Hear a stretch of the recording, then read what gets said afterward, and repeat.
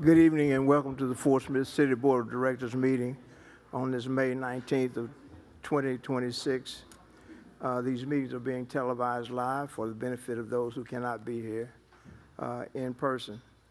At this time we will have, I'm going to ask Director Neil Martin if you'll do the invocation, and Director Good if you will do the pledge. Pray with me, please. Father, we thank you for the opportunity to be here tonight, Lord. What an awesome opportunity it is. You are a great, wonderful Father. So be with us tonight, Lord. I pray that you would protect us, guide us as we do the business of the city. Lord, I pray that you'd bring unity to our city. I pray that you bring us together as we make decisions that affect the future of our city. Lord, we want to pray for our officer that was injured over the weekend. Lord, I pray that you be with Kyle Newman.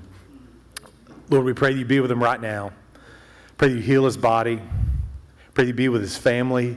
Give them peace and comfort, Lord. And we pray that you'd return him to full health and out serving us again. So, Father, we ask that you'd be with him. We ask that you'd watch over him. And Lord, be with us tonight. Be with those that come to speak to the board. Give them wisdom. Be with us as we make decisions. Be with us 7 on this board. Lord, I pray that you'd watch over and guide us.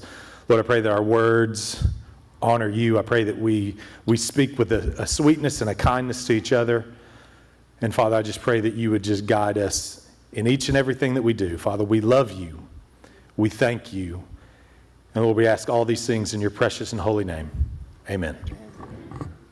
I pledge allegiance to the flag of the United States of America, and to the republic for which it stands, one nation, under God, indivisible, with liberty and justice for all. Thank you very much. This time I'll ask if there's any presentation by a member of the board on any item not already on the agenda.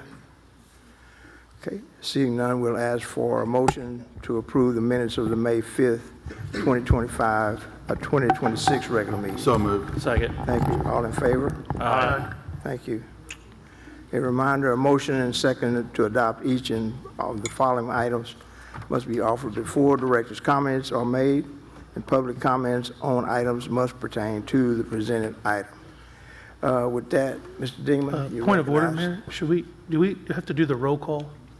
Yes, we do. I'm sorry, Madam Clerk. Let's do the roll call. Got right past me. Thank you. Director Jared Rigo. Here. Good. Here. Kemp. Here. George Getsavis. Here. Christina Getsavis. Here. Settle. Here. Martin. Here. Okay, thank you. Mayor, you need to ask for the reapproval of the minutes, since we're now in quorum. Okay. We do need approval of the minutes. Motion to moved. approve. Thank you. Second. All in favor? Aye. Thank you. Okay. With that, we will go to Mr. Dingman.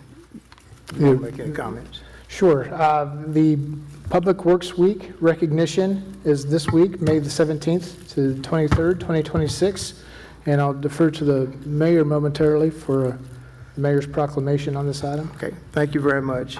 And again, this is our opportunity to recognize our Public Works team, and there's close to 600, maybe 700 of them that work very hard to make sure our city has the services and operations are running smoothly. So at this time, we're recognizing the National Public Works Week in Fort Smith, Arkansas.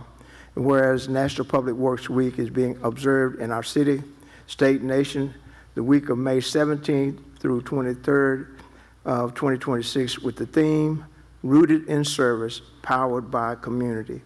And whereas public works professionals focus on infrastructure, facilities, services that are vital and important to sustainable and resilient communities, to public health, high quality of life, and well-being of the people of Fort Smith.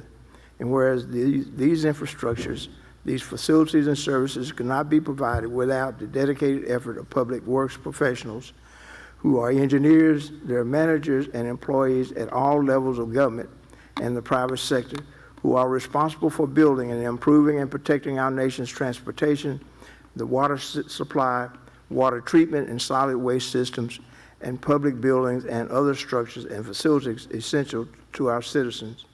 And whereas it is in the public interest of citizens, civic leaders, and children enforcement to understand and maintain an ongoing interest in the importance of public works and public work progress in this city. And whereas the year 2026 marks the 66th annual National Public Works Week, sponsored by the American Public Works Association, and now therefore I, George B. McGill, the mayor of the city of Fort Smith, Arkansas, do hereby proclaim the week of May 17th through 23rd of 2026 as National Public Works Week in the city of Fort Smith, Arkansas. Congratulations. Yes, Mr. Dingman. Thank you, Mayor. In keeping with the mayor's proclamation, we'd like to specifically recognize each of our Public Works departments and the employees that provide services through Fort Smith's Public Works departments. Please pay special attention to the city's social media outlets this week for different highlights featuring our Public Works employees hard at work. The American Public Works Association promotes 1 week each year as Public Works Week across the country. The theme this year is Rooted in Service, Powered by Community, acknowledging that the roots of services run deep due to the men and women that keep the systems in their communities moving.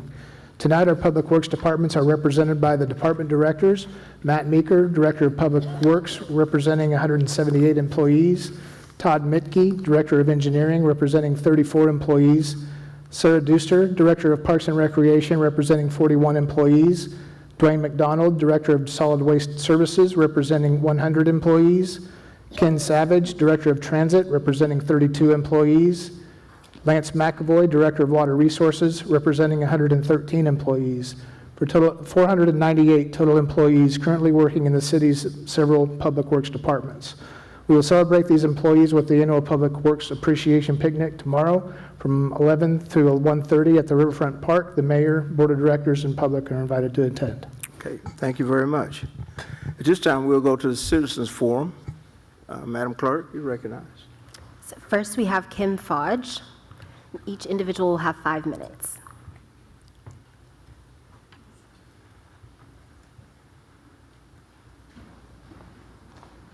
Good evening. Before I begin, I would like to say that the Fodge family's thoughts and prayers are with Officer Newman and his family as well. I'd also like to acknowledge the passing of Don Clover, a longtime employee of the Water Department. He was deeply respected and widely admired for his character and contributions.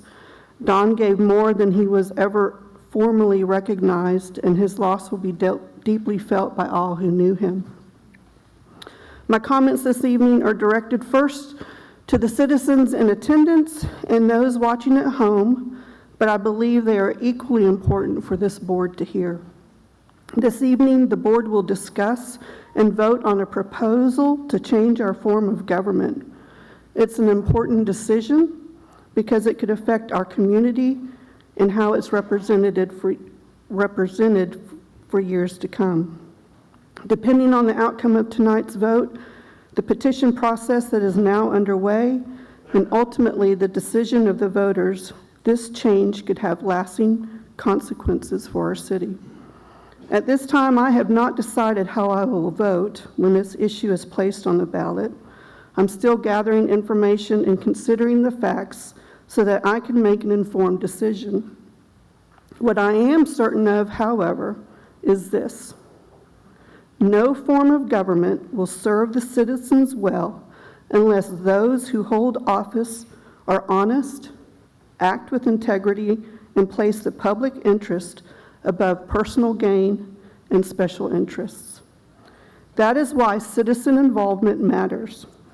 Residents must remain informed and engaged in local issues, not only through social media, but by paying attention to the decisions being made, attending meetings when possible, and communicating directly with directors, city administration, and the mayor's office. No matter how you do it, the responsibility remains the same. Stay informed, stay engaged, not only when an issue is controversial, and hold those in authority accountable for their actions and their inactions. Thank you.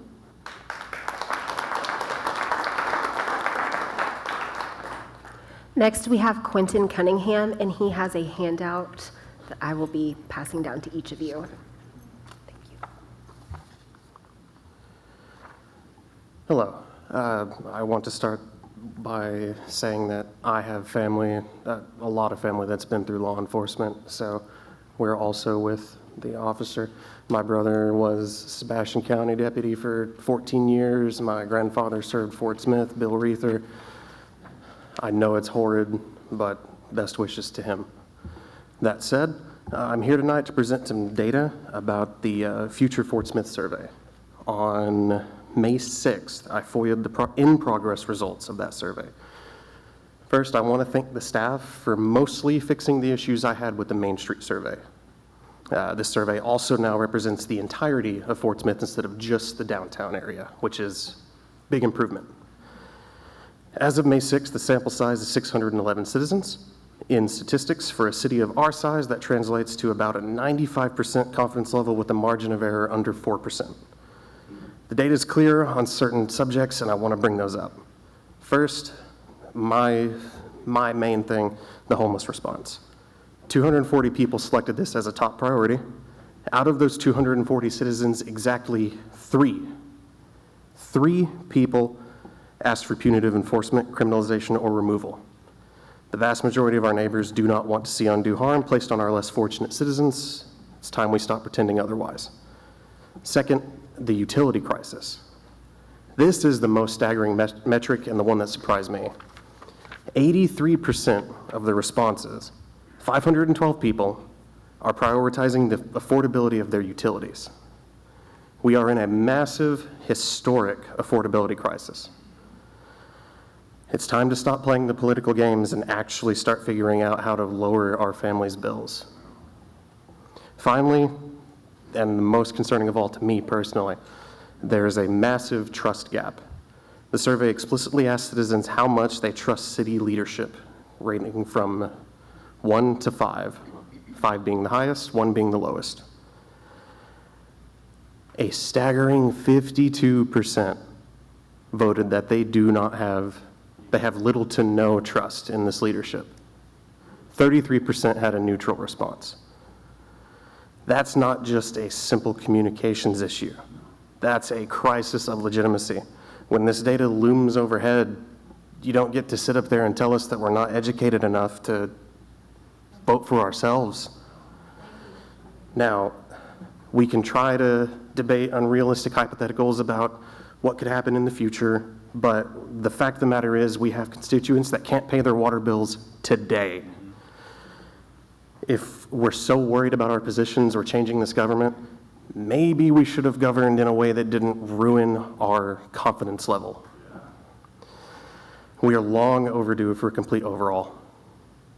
I've watched members of this board make decisions that nobody was happy with. We've seen decisions get flip-flopped because proper research wasn't done. Therefore, I am formally announcing tonight that I am planning to run for the position 5 seat for the Fort Smith Board of Directors because our neighbors, our animals, and our vulnerable population deserve a voice that will actually listen, a voice that relies on hard data and is not backed by real estate or big business interests. The data says the public is ready for a change, and I'm going to be here to provide it. Thank you.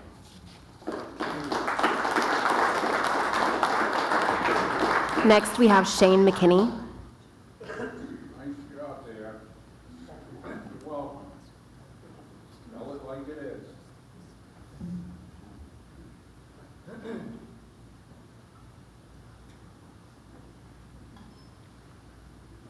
Hi, everybody.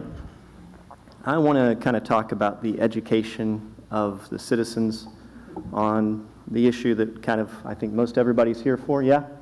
Most everybody? Yeah. I think that's what people are here for because that seemed to be of concern. Over this past week, I've seen people put together study sessions outside of y'all's study session.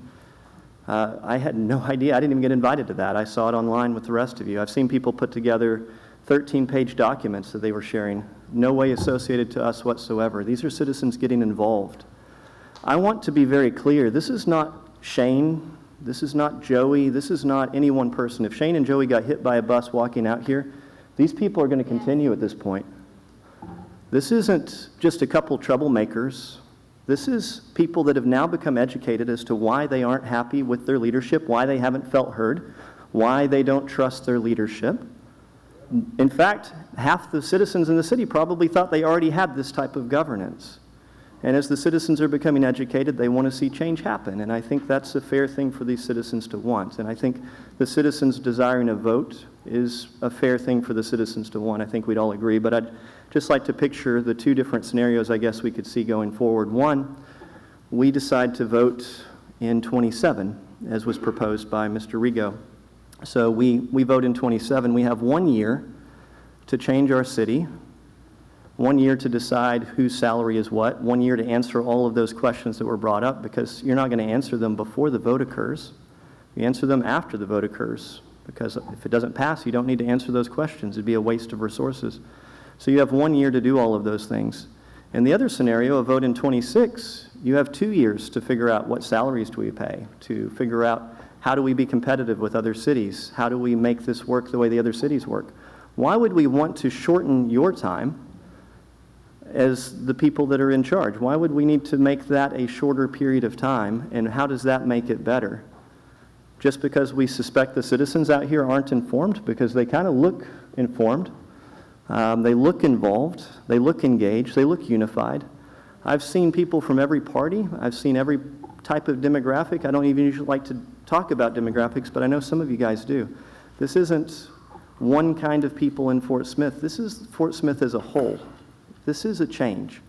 And we're going to do it with or without you. It's going to happen now. They're not going to let it stop.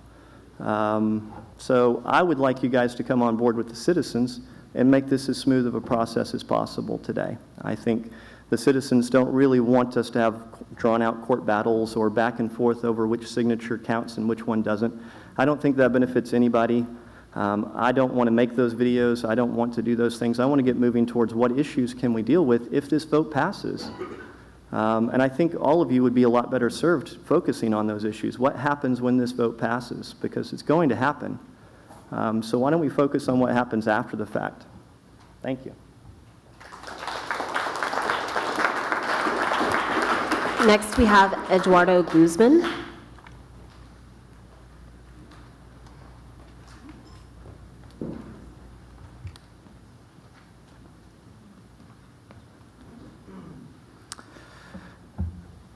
This November, Fort Smith has a choice.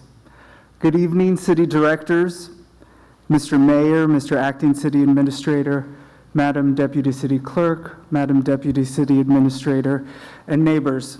My name is Eduardo Guzman, and I'm a resident of Ward 1 here in the great city of Fort Smith.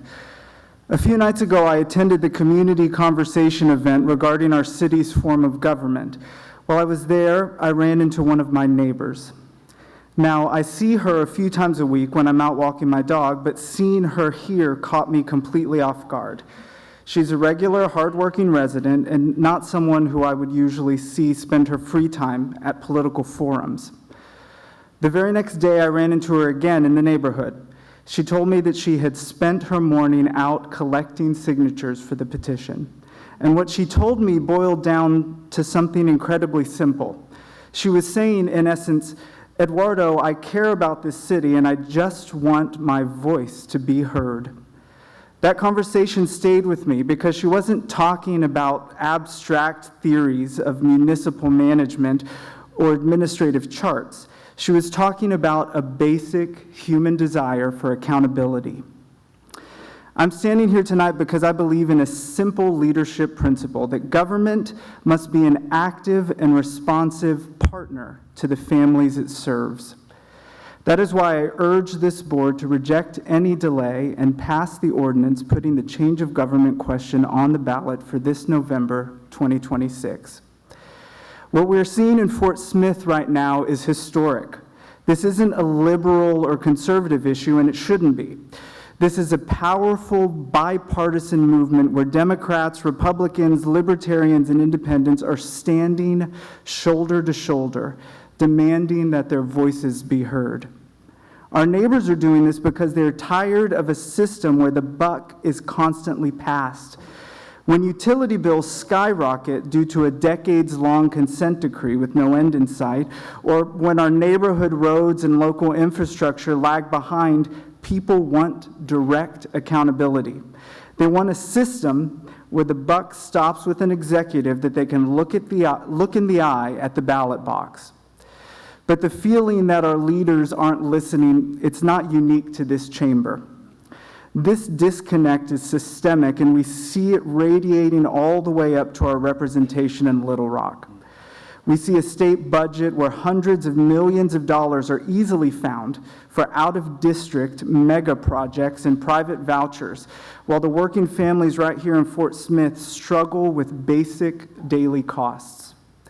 For too long, we have been saddled with state representation that thinks its only job is to monitor the situation and check the political pulse of the governor, while we are left here dealing with the actual heartbeat of a community that is being ignored. We don't need passive bystanders waiting for permission to act. We need resolution. Arkansas and Sebastian County suffer from historically low voter turnout. For years, leaders have asked how to get people engaged. Well, to answer that question, I say, look at the signatures. The people of Fort Smith are engaged, they are awake, they are organized, and they are asking for a voice. To delay this vote until 2027 will be perceived as a classic politics-as-usual maneuver designed to insulate power, protect the establishment, and let special interests work behind closed doors to dilute public momentum. True leadership doesn't see a surge of civic energy and say, let's wait a year and see if they maintain interest. Trust the voters, eliminate the closed-door maneuvering, and let Fort Smith decide. Thank you. Next, we have Dan Williams. Board, it is an honor to be here tonight, and me and my family and our church also remember Officer and his family in our prayers. And I'd like to share with you tonight just for a moment about there's this ancient saying, it's undeniable truth, and it applies directly to this government's board. Without knowledge, the people are destroyed, and without a vision, the people perish. When the financial documents are too convoluted to understand for the average citizen, knowledge is withheld. When the numbers across 3 separate reports don't align, public trust is destroyed.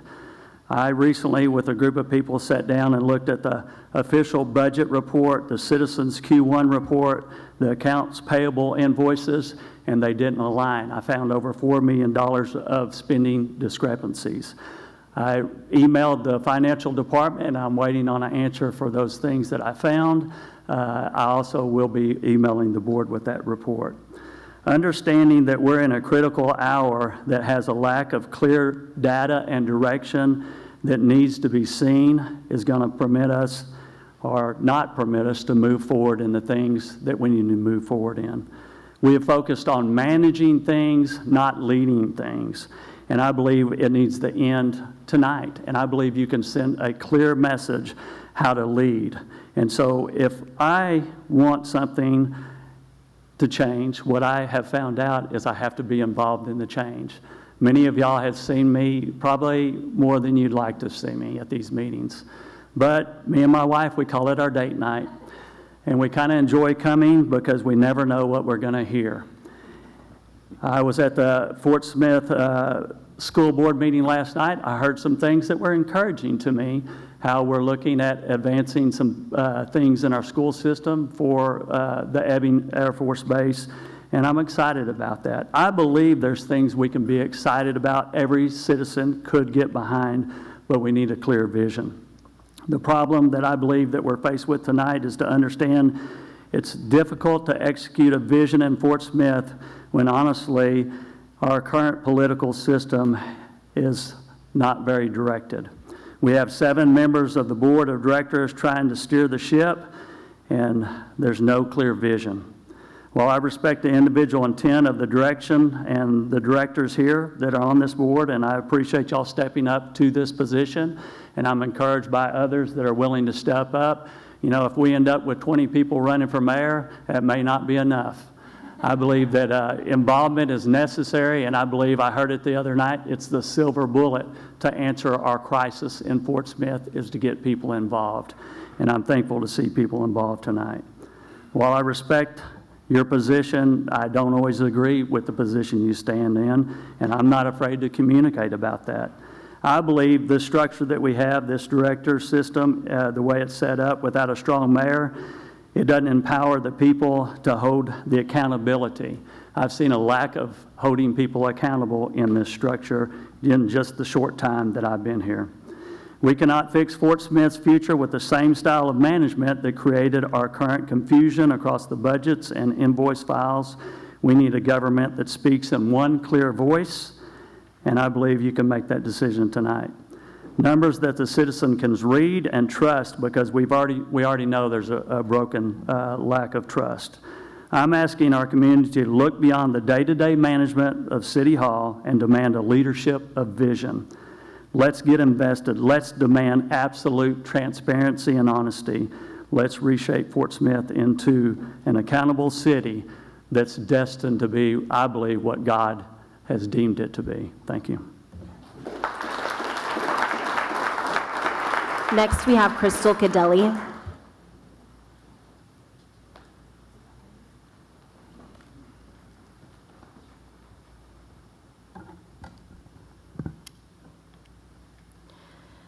Good evening, Board.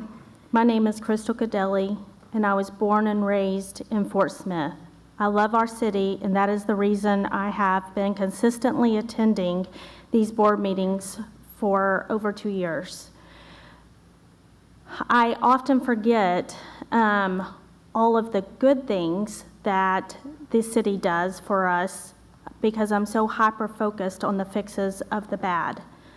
So I want to start tonight with giving a little bit of credit. So I have noticed that we have seen major improvements in our water leaks, and we have also seen new business investments with the Bass Pro and Amazon.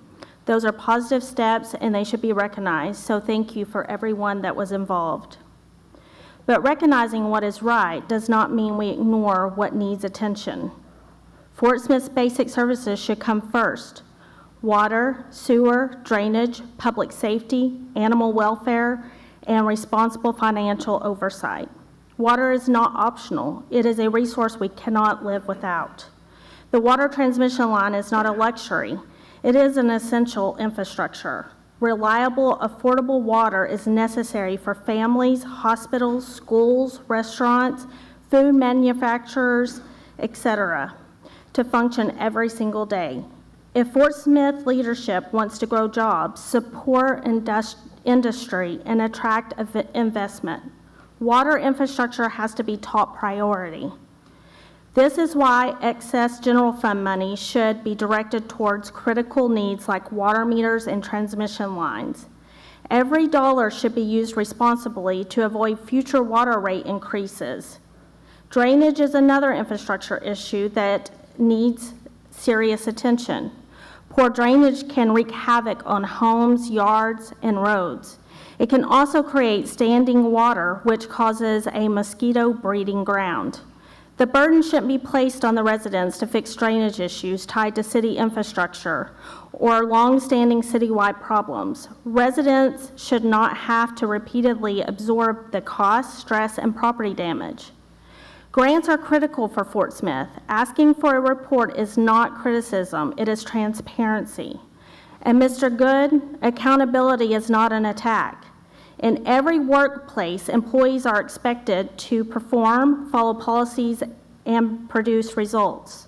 City government should be no different. Lastly, I would like to see more grants for law enforcement. We need enough officers to serve every area of the city. That not only protects the residents, it also protects the officers that put their lives on the line for us every single day. When staffing is stretched too thin, It affects response times, coverage, safety, and morale. If the answer is to sell the crane and whole hog building to have enough funds to create jobs and give them necessary equipment, then they should be sold immediately. I have the utmost respect for our officers and our law enforcement, and I pray that they all stay protected and safe. Thank you. Next, we have Bill Hollenbeck.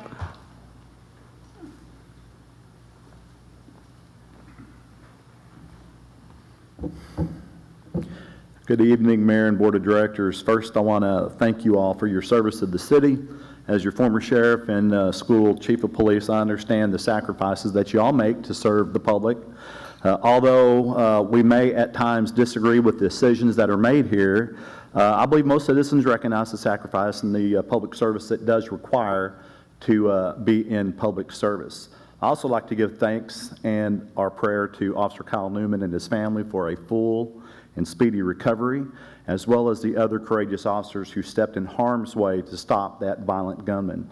My wife Karen and I are praying for them, and we thank them all.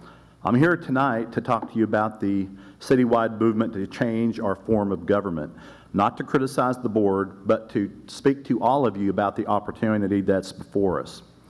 But the reality is that across our country, and even here in Arkansas, many citizens feel that their voices truly are not heard, that they are overlooked. But what matters most is how we choose to respond to that perception. How do we choose to respond to that here in Fort Smith?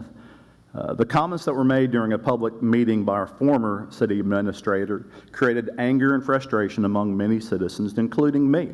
Whether intended or not, it has had a ripple effect that has been real. It's left some people feeling discouraged about the relationship with our city government.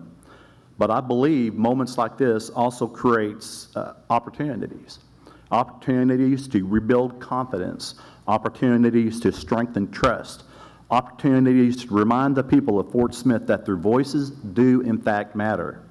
The petition effort to allow the citizens to vote this November on a possible change in the form of government is not about attacking individuals or dismissing the hard work that the men and women on this board have conducted. It's about giving the people a voice and shaping the future of our city.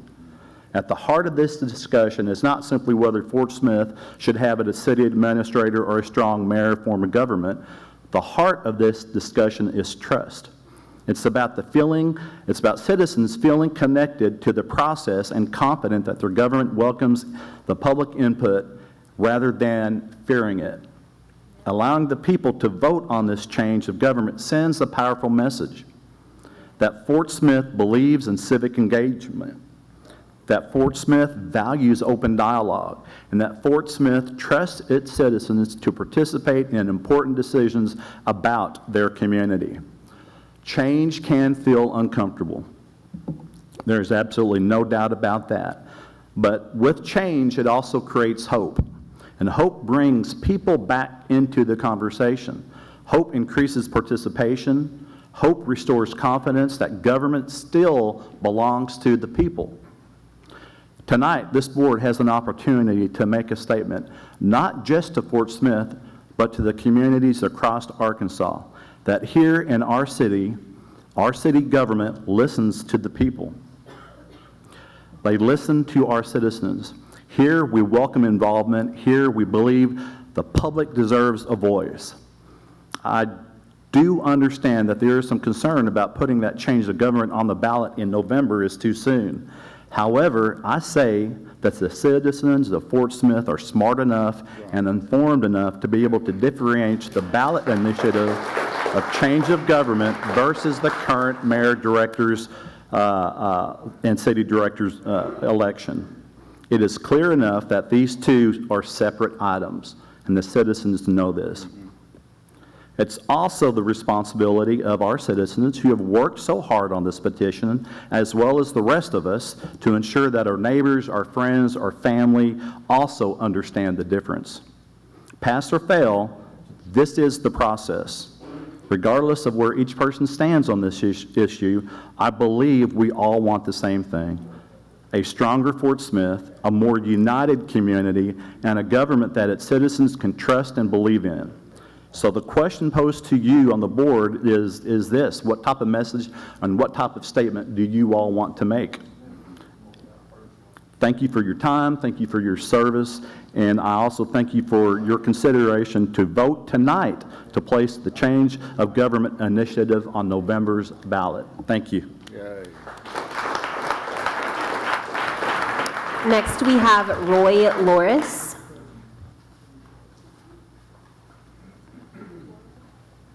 Thank you, Mayor and City Council, for letting me get up here. Tell you a little bit about my history. I grew up here. My parents had O'Neill Flower Shop. Before that, my granddaddy came from Greece, and he created Little Jim's Cafe. And it's in the history books because it had blacks eating on one side, whites in the other, later in the 40s when nobody could eat anywhere. And he never had any trouble. It's in the history books, Little Jim's Cafe. So my family goes way back. My background, I worked professionally for the Boy Scouts of America. I had 7 assignments and 4 councils in 3 states. And I raised money. I created big community groups. I had committees. I had 5,000 people at a camporee. I had a sporting clay, generated $50,000 in one day. Now that I'm back home, I've been home for 4 years. I've been gone. And what I do now is like the Regional Arts Center, I help them with raising money at their gala, and Reynolds Foundation, the Lutheran School Gala, the Blues Association, and the Boys and Girls Club Garden. I help them. So, and then I work at 2 ranches. One at 6,000-acre ranch we're turning into recreational property at Yaleville, and one at Rudy, Arkansas. So I stay busy. I don't have time for politics. But if your time is up and it's a change time, think about moving on and give these people a chance to vote. The catch is you all need to take your time, because as a district chair, as a professional, I picked the district committee and a finance guy for the whole district, like 5 counties. I had to live with them for 1 year. So if I made a mistake, guess what happened? Everything went down. So if some of these are coming up, take your time, pick out somebody everybody will help with. And I'm not going to take a lot of time. My deal is give the people an opportunity here in November and let them have a chance. You look at some of these other governments up north and other places, they've had this for a while, it's working. Give them a chance to do that. And then some of you other city council guys, if you're tired of what you're doing, but you're still elected, but you want to step down, don't have an ego. Just step down and give people room. Give people room. That's what I had to do, places I had to work. But anyway, thank you all for your time.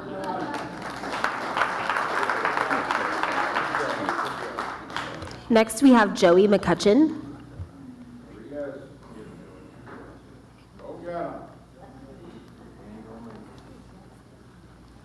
Good evening. I'd like to offer my thoughts and prayers to Officer Kyle Newman.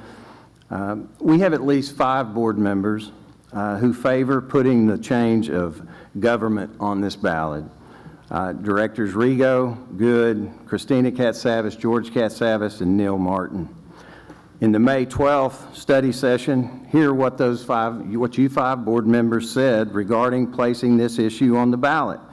Director Rigo: in 9 years I lived in Fort Smith, anyone who talked to me about this subject knows that I very much support changing our government to a strong mayor form of government. I saw firsthand the positive and necessary changes in Colorado Springs.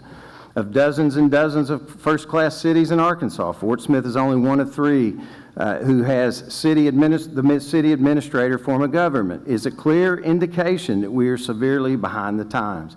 Director Rigo then made the motion to put the change on the November 27th ballot. Director Andre Good: And I agree with him. He said, I have no problems with the citizens being allowed to vote. I am all for that, and I've always have been. We need a majority of citizens coming out to vote. Director Rigo seconded, Director Good seconded Director Rigo's motion. Director Christina Katsavis. For a city our size, we've outgrown the city administrator forum, and everywhere I go, this is what people want to talk about. The board should send this to the ballot.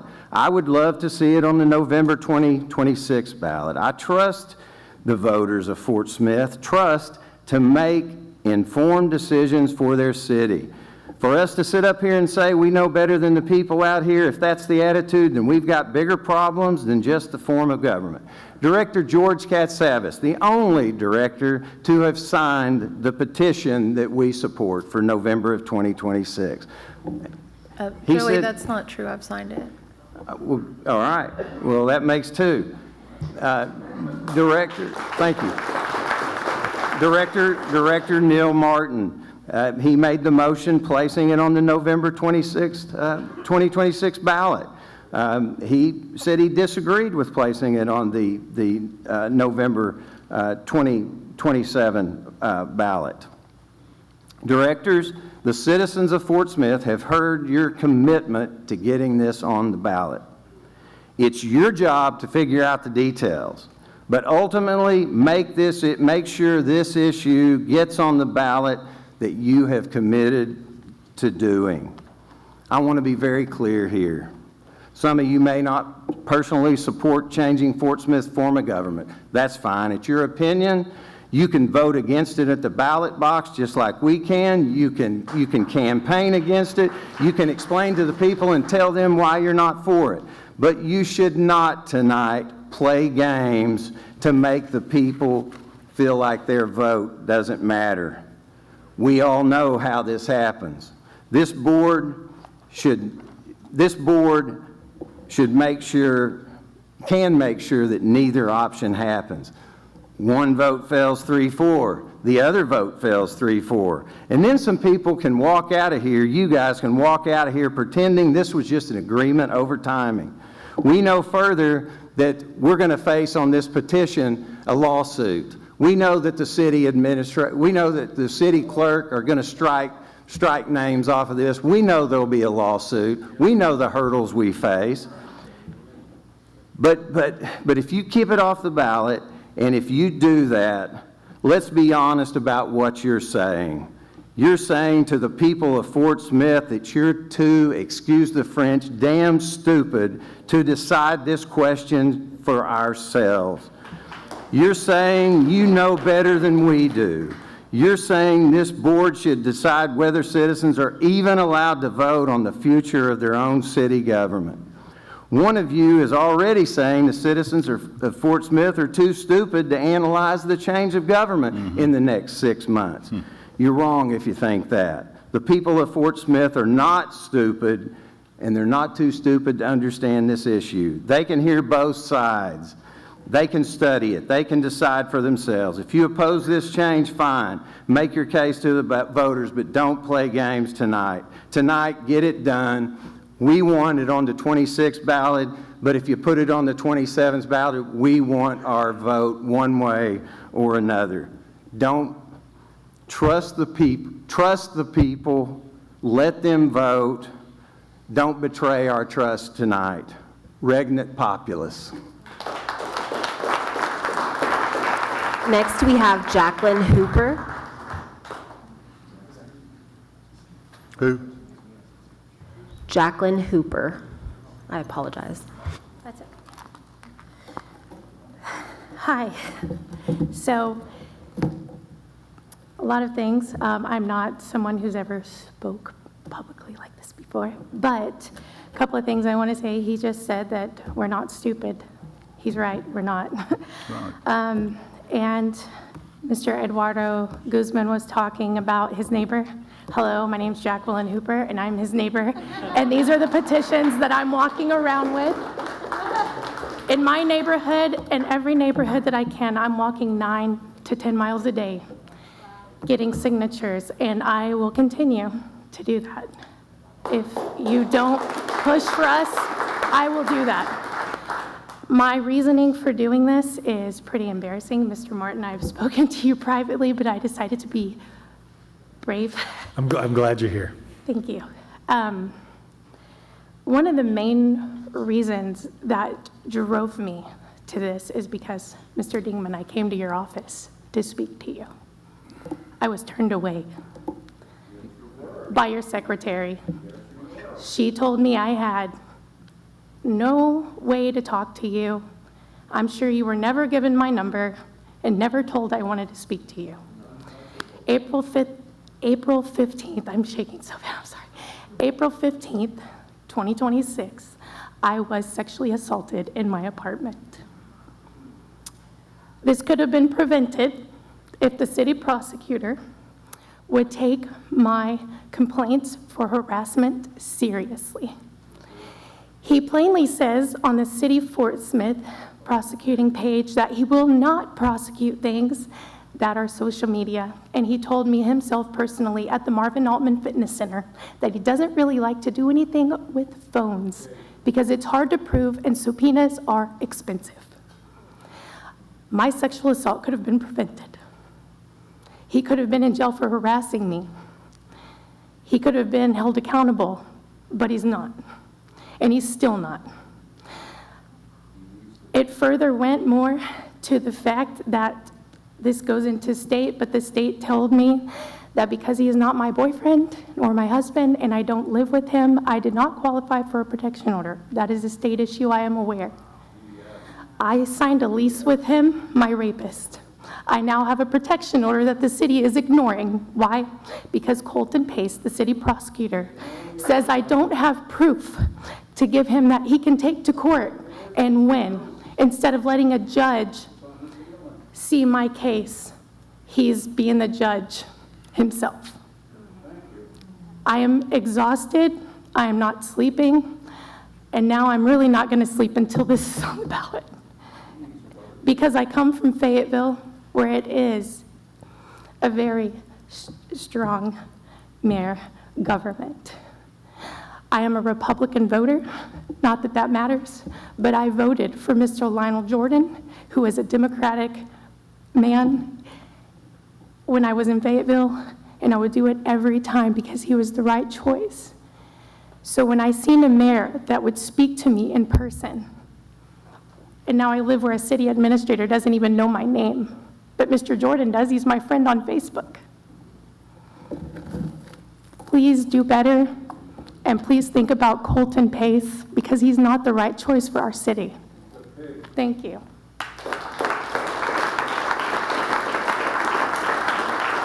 Next, we have Phil White. Great job, Dale.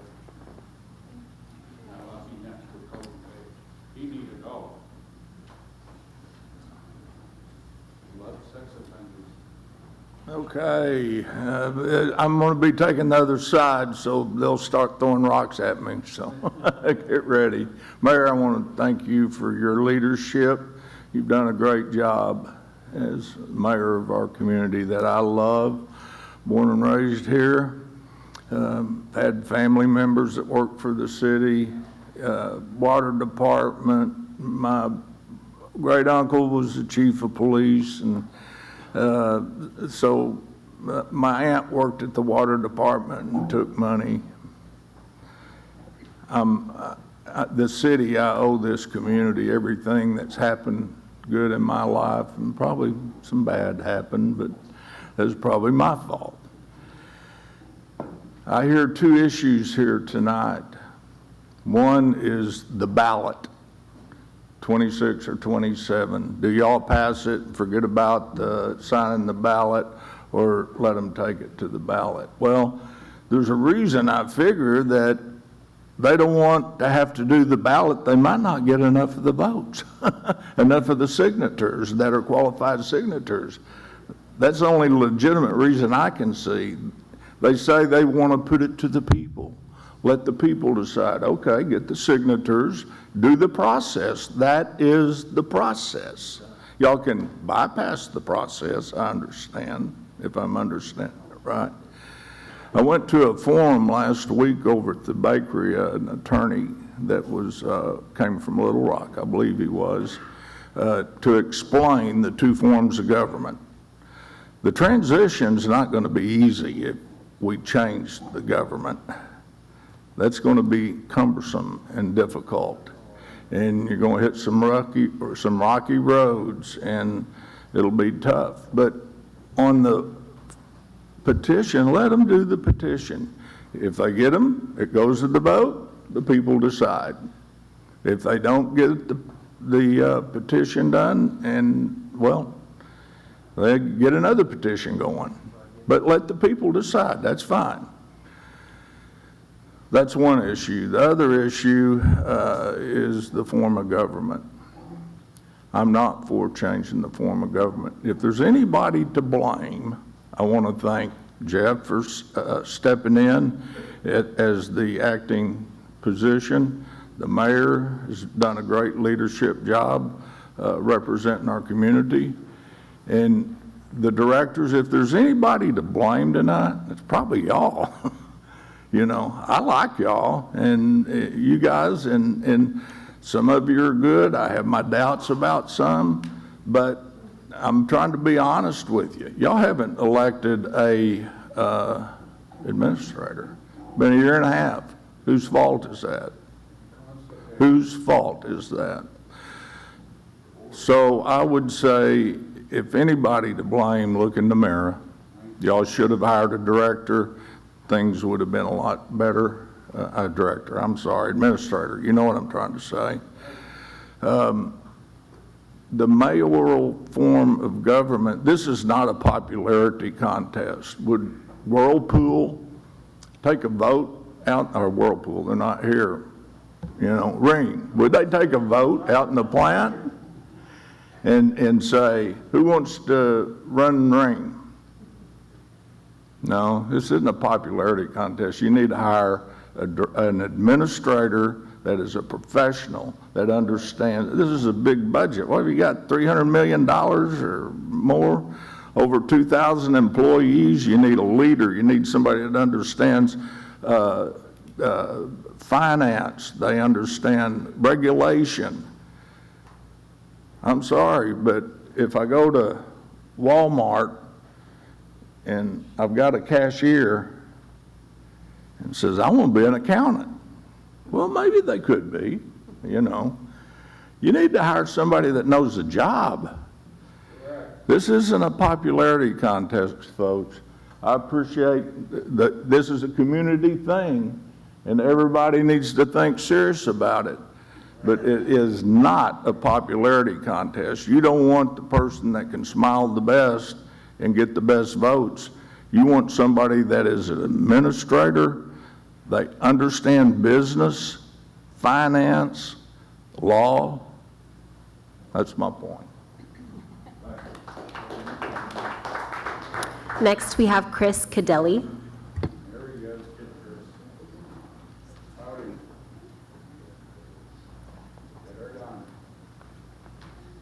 Well, I think he laid out a great case for the change in government. The fact that we got 4 directors that pretty well run this show, 3 that do their best but never can find the 4th vote for anything conservative at all.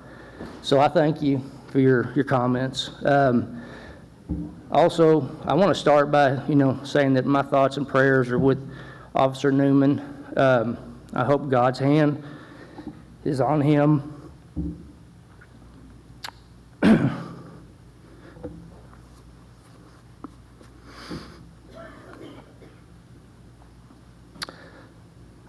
And his family.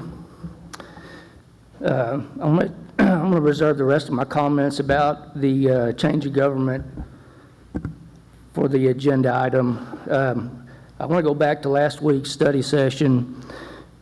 I got to admit, the first item from last week's study session was a real head scratcher to me. I sat here and listened to Directors Settle and Rigo express real concern for the lack of a cap on our savings, for the various operating funds. For a moment, I thought somehow I ended up in the twilight zone. Then I thought, uh-oh, someone's probably got a 251-foot water slide they need to unload. And Director Settle probably learned about it and found out, hey, that would give us the tallest water slide in the world. Or maybe this is an effort to find the mountain of money we're going to need for the new park they want to put, the reckless spending caucus, I affectionately call them, for the new park they want there at the old Acme brick site. Nevertheless, as a concerned citizen, I've sat through numerous board meetings where funds for various critical needs weren't available, not to mention the fact we just completed budget cuts across the board, asked a lot of departments to make really tough decisions, didn't fill vacant positions, etc. I was also here for a recent meeting where the board was informed by one of the department heads at the water department that he's routinely having to deal with operating in crisis mode. Additionally, I was here when we heard that the critical need to replace patrol units. My point is, I don't understand the need to study for a problem that clearly doesn't exist. And then finally, I just have to say, the pattern of disrespect hurled at citizens from various city officials is very disappointing. Whether it be Mr. Rigo, who in the past called a citizen a charlatan, and his public opinion that he expressed last week that the citizens somehow didn't have the intelligence to be able to properly educate themselves on the change of government within 6 months' time. That was a huge insult. We certainly can't forget Director Settle floating the idea that if any irregularities are found in the Parrot Island audit, they're probably from the high school kids working at missions.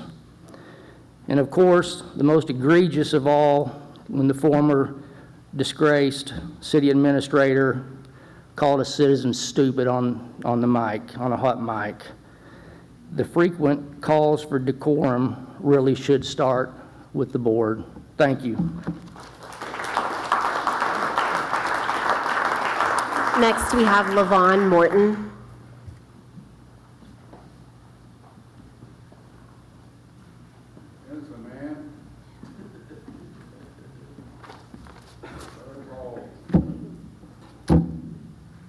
I thank you for the opportunity to speak. I'm LaVon Morton. I live in Fort Smith. I'm here to address the financial statements that are produced by the financial department and the history of the financial statements. I watched last week's board meeting, and there were some questions raised about the accuracy of the financial statements, and I want to address those. I'm a CPA. I hold an active certificate issued by the state of Arkansas. And I've been on the audit committee for the 25 years that it's been in existence, all but 2 years. Now, the history of these quarterly financial statements that were the subject last week, when I came on the board, there were no quarterly financial statements. And it coming from a public company, ArcBest Corporation, that does produce quarterly financial statements every quarter, required by law, under current law. The city didn't have anything like that. So you get all the way to the end of the year, and you had no idea where you were until you saw the budget comparison. No idea. And I would ask questions, and I still got nowhere. So I asked if that could be done, and Andy Richards, to his credit, was able to use the new system that was installed in 2018 and produce those financials without a lot of work. There's a lot of information in there that I've found them to be very accurate over time. When I have questions, I call Andy, and I have questions almost every quarter, and those are always explained. So I think they are accurate. And I would say a question was raised about auditing the quarterly financials. No public company in the United States, Google, Microsoft, Amazon, none of those have quarterly audits. They're too expensive. You have to have a once-a-year audit. For the city, it costs between $150,000 and $200,000 to get the audit. It would cost probably $150,000 every quarter if you had an audited quarterly financial statement. So it would be a gigantic waste of money. Because in all the years I've been on the audit committee, there have rarely been any significant adjustments to the financials. And for the three city directors who sit on the audit committee, and I'll say they ask very good questions and they pay attention, they attend the meetings. And for the four citizens, or the three in addition to myself, two of whom are CPAs, one of whom is a very respected and experienced businessman, we have a very good committee. They ask good questions, and they get answers, and we produce a really good product. And I actually talked to the audit partner this afternoon. In the audit that's been done so far, up to this point, there have been no real issues found, and we'll have the full audit within 30 or 40 days. So I just want to say the financial statements are reliable. And I would also like to say to Dan Williams that I would be happy to meet with you and your group. And I won't say I'm going to be able to answer all the questions, but I'll try, and I'll point you to the people who can. And I would say in my time looking at the budget, I understand the fact that the budget is hard to figure out and complicated. So I know that when you look at that, and all of you do too, you know from the years you've spent looking at the budget that it's very difficult to figure out. So I'm not surprised that some things appear to be hard to reconcile. But I would say at the end of the day, they will reconcile. The city has very good financials. We have very good, hard-working department heads. And we need to think about those department heads who really try to do a good job. Sometimes they're the victim of things that happen to them that they have no control over. But everyone I ever worked with in the 6 years I was a director and in the time since has always worked hard and done the best they could. I'd like to say one more thing about the city billing for water. I've helped out some individual customers who contacted me about their water bill.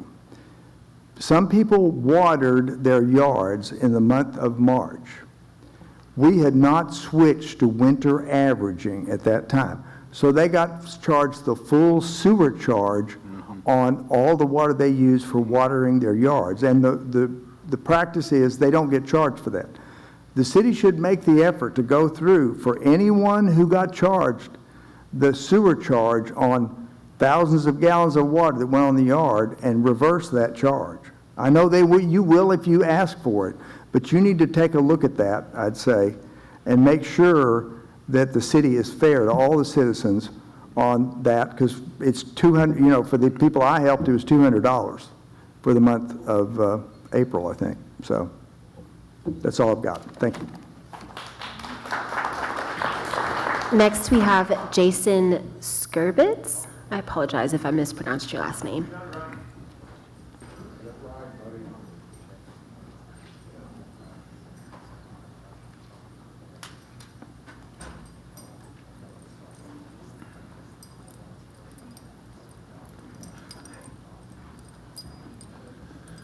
Y'all are going to have to forgive me. I have never spoken in public like this before either. I usually don't get up here for the simple purpose that I don't do a very good job of controlling my temper or my tongue. And I'm having a struggle with that right now, looking at this board of directors. Shame on you guys. Thank you. Shame on you for the piss poor job that you have been doing to the city of Fort Smith, not for the city of Fort Smith. And some of you I do happen to agree with up there. You know who you are. But the Fab Four, you guys are a disgrace to this city, to every voter that mistakenly believed what you have told them and put you in that chair. I lost a good bit of sleep last night deciding and running through my mind what I might say to you guys without getting arrested.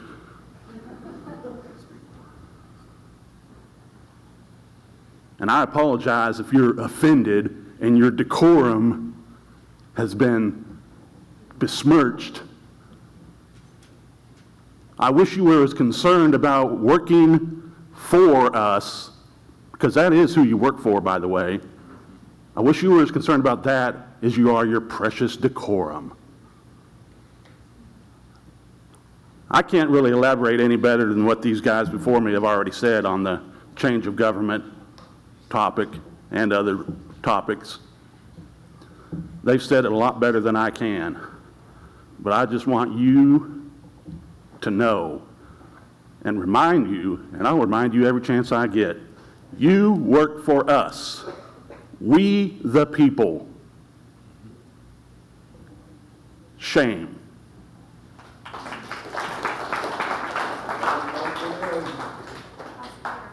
Next, we have Joe Elskin.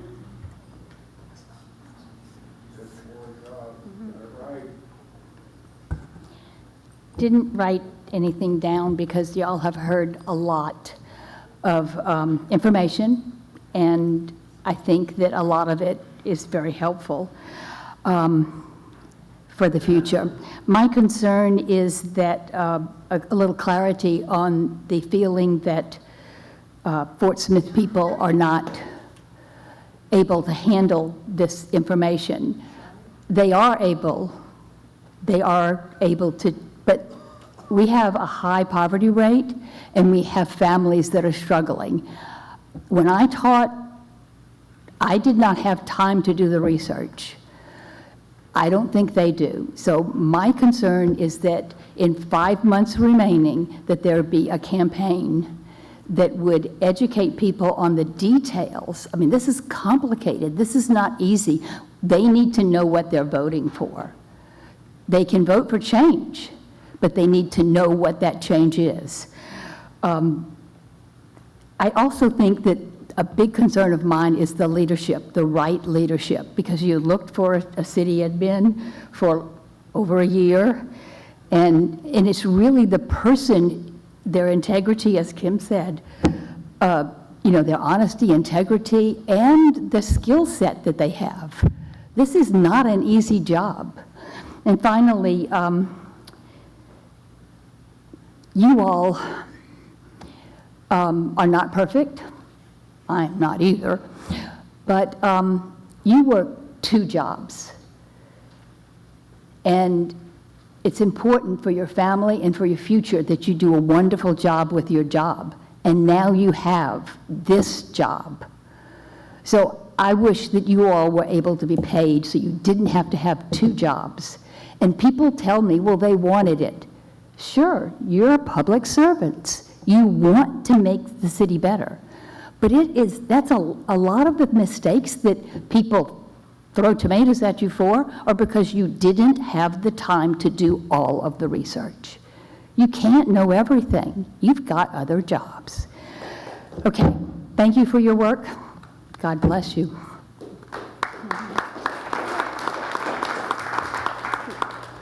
Lastly, we have Glenn Forte.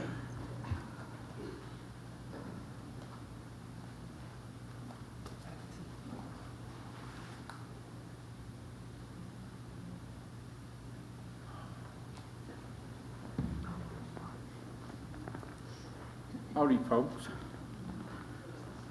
I grew up with organized crime, Boston and Chicago.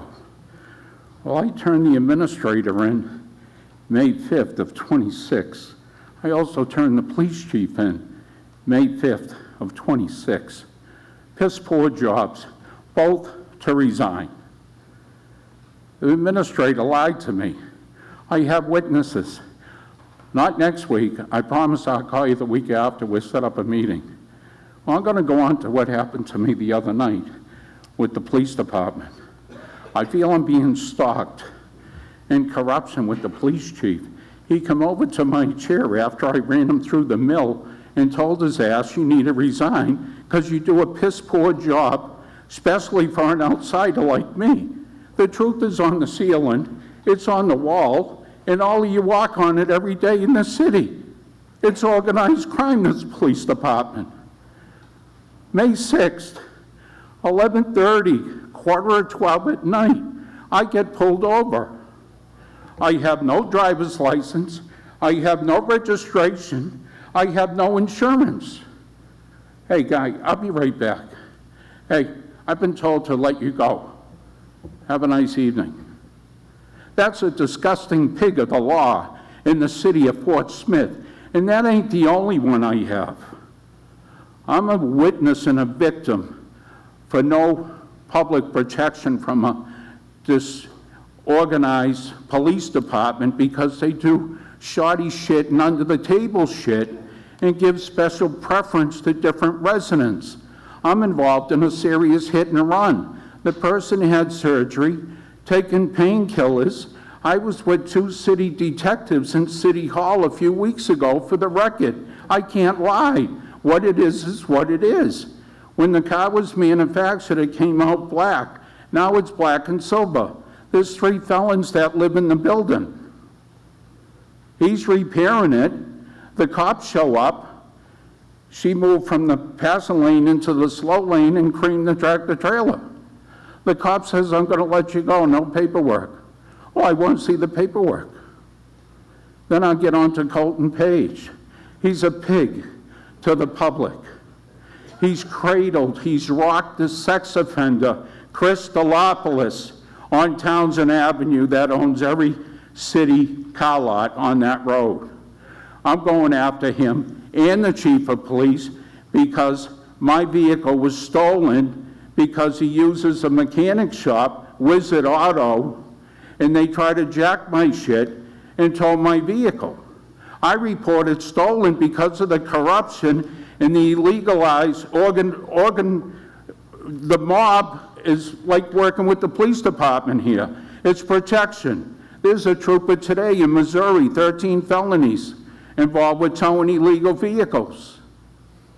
He tried to tell me the landlord had it towed. The landlord didn't have it towed. The mechanic and the sex offender are in bed together, and it's far from over. Colton Page dragged his feet with me for 6 months. He's a human piece of shit, and I'd like to see him in a jail cell where he belongs because he abused me, and I'm a senior citizen.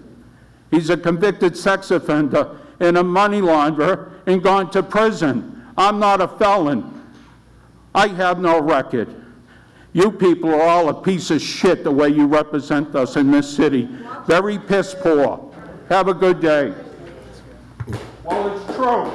I tell it like it is. That concludes Citizens Forum. Thank goodness.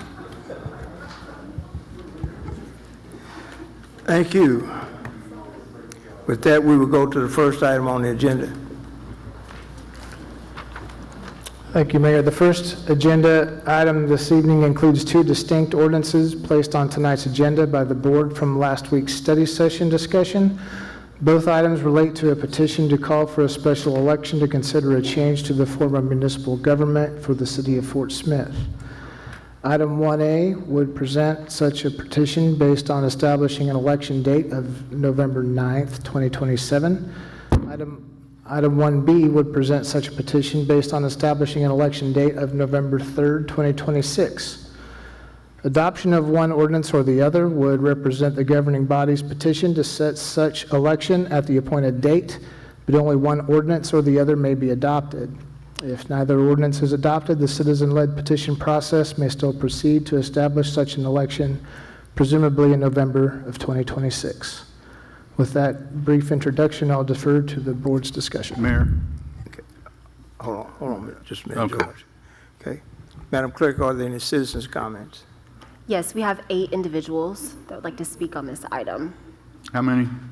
8. Okay. 8. And the first being Kim Fodge. Each person will have 2 minutes. Point of inquiry, are these folks specifically signed up for 1A or 1A and 1B? There are certain people that have only put 1 and then 1A, 1B together. And so are they all being handled right now? Yes. Okay. Well, what difference does it make? What difference does it make to 1A? May we proceed to citizens' comments, please, Mayor? Yeah. Okay. Go ahead, Kim. Okay, since the board decided to put this on the agenda, and for discussion and for the board to vote on. They should not delay placing it on the ballot in 2026 for reasons of convenience or political advantage. It should be placed on the ballot this year so that citizens have the opportunity to vote on it sooner rather than postponing consideration until 2027. Citizens want it to be on the ballot. The citizens should have it on the ballot for 2026.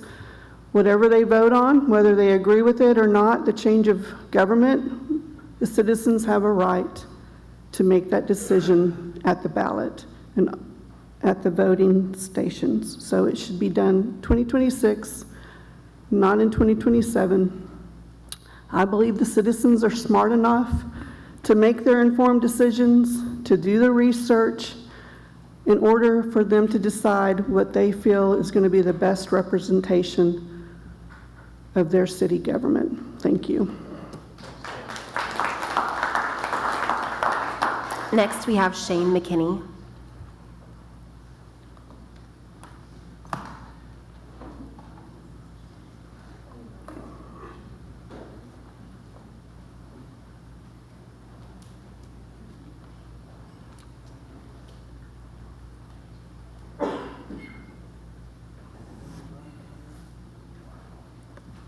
I'm not in a big hurry. I've been doing a lot of time on this, so sorry if I'm taking my time. This is my sign. This is my second sign. This damage is from my hands holding this sign for hours and hours and hours and hours. A lot of people tell me I should get rid of it. I want to frame it after we get a vote on this. I'm going to put it on my wall as a memory of how many hours and hours and hours I've spent out there, but I'm not the only one. There's lots of other people that are out here. Someone asked earlier about the signature number. We're well over 2,000. We will not stop. I will not stop holding this sign until we get the number. But when I finish this, we're going to be fighting against the city to get a vote on it still. We're going to be looking at lawsuits. We're going to be looking at signatures counting, not counting. And I'm going to make videos about it, and lots of people are going to see it, and it's not going to be good for the city. It's not going to be good for the citizens. It's not going to be good for any of us. The citizens clearly want to vote. We had, 3,000 people turn out in the last vote that we had in the city? We've got almost that in signatures already. You guys consider that to be a successful election. We have people go into office, everything under less sometimes than what we've already gotten. Some voter turnouts are less than the number of signatures we have in the city. If we can make decisions around that as a vote, I don't see a reason why we can't recognize the people's desire for this. I'll keep holding the sign if you want me to. I won't stop. But I think the clean, simple, clear way is to answer all these people out here and just give us a vote. Let us do it in November, not some election a year from now, because then we're just going to be arguing about it for an additional year, and it's not going to be good for anybody. It's not going to help anybody. And I frankly believe in the citizens of Fort Smith to be able to make a decision, and I trust them to be able to vote on something. The only reason to delay it is because you don't want the citizens to vote on it. You don't trust them enough. I trust the people.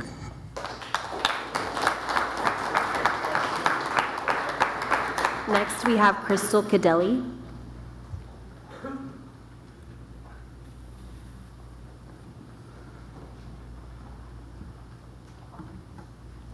Good evening again, Board.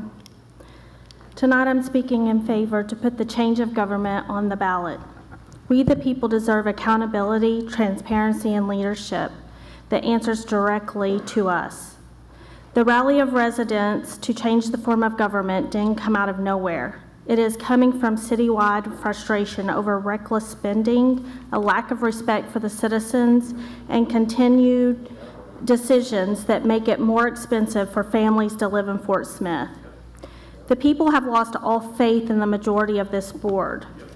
Mr. Rigo, Mr. Good, Mr. Settle, and Mr. Kemp, if you care anything about your constituents' voices at all, you will vote to put it on the 2026 ballot. Holding a special election in 2027 will cost money that can be used on critical infrastructure. I believe in the people of Fort Smith. We are hardworking, intelligent citizens, and we are capable of studying the change of government over the next 6 months and decide for ourselves if we want change. Whether it gets on the 2026 or 2027 ballot, this issue does belong for the people to decide. And I'm hoping that you make the right decision tonight and save us the money of a special election and do the right thing for the people of Fort Smith. Thank you. Next, we have Kristen Kitchens.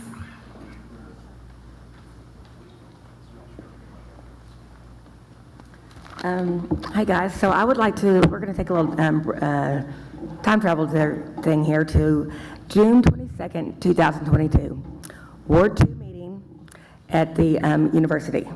I came in from town, and I had been to some oil and gas commission meetings in Little Rock, and I had realized about special permits. And I brought up about a well named AP 03-131-10268 in a FEMA flood zone, Fannie Mae, Gordon May. And we're not supposed to have natural gas well pads in a flood zone, period. And I let them know that with our flood administrator, which had been Gefkin at the time, and the designated after that was Dingman. And I put this on the record. And Andre spoke about it. And nobody shut this thing down after I brought it up, right? So I want to know how we're going to shut this down after I bring it up again today, right? Because this is what happens with our form of government. Nothing gets done. I come up here and I tell all these things, and nobody checks on it. Nobody calls me. Nobody does anything. So I want to know, like, what if Andre and I are going to work together on this, and we're going to go get it shut down because it's in a daycare, and I told him about it. It floods a daycare right there in Ward 2, the whole 9 yards. And I just really honestly want to know how I'm going to be able to get you guys to do something I come up here and ask you and tell you about. Point of order, excuse me. If you would, keep the conversation on the item on the agenda. Well, this is why, because I'm trying to explain to everybody why this form of government isn't working, because this should have been fixed years ago. Okay. Amen. Thank you.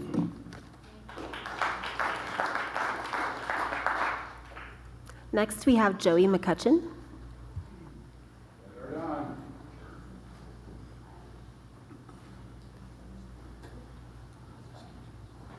I do want to say that this morning and yesterday morning, we got up real early. And this morning, Ron, who's back on the fourth row, had literally just got out of surgery, you know, and he makes his way to walk on the street corner and hold a sign. And yeah, he's worn out those signs. You know, I haven't decided who I'm voting for mayor, but this guy over here cares. He's willing to stand. We've put in, each of us, probably 40 or 50 hours standing on the street corner, and it's worth it. It's what our government, it's what our foundation of our government, the right to petition, free speech rights, and I value that. People have asked me, why don't you run for mayor? I don't want to run for mayor. I don't want to run for city director. I don't want to run for state representative, but I'm going to be fighting for freedom.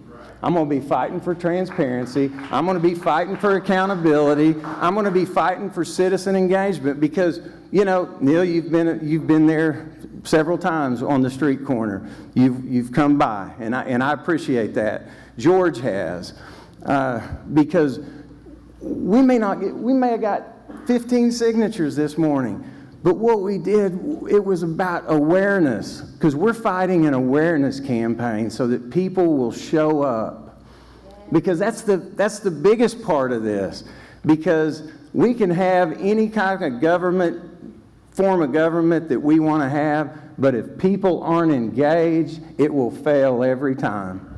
And clearly, we need good folks serving on our boards, and I disagree with some of the things Director Rigo or Director Martin or at various times, but you know, you are serving and you are engaged.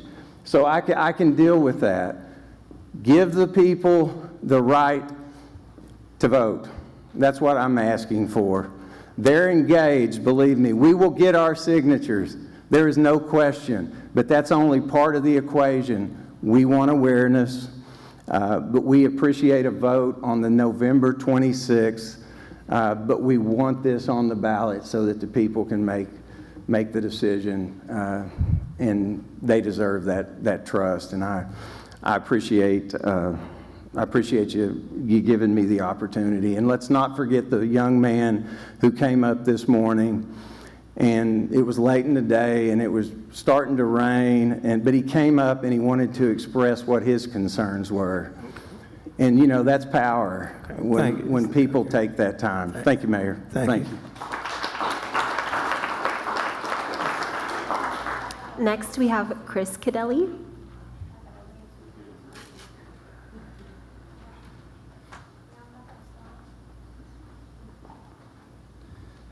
Yeah, I think it's pretty obvious that a no vote on this is going to be hard to distance yourself from. I fully support this ordinance, especially for 2026. I don't think there's any reason to delay this for a year. I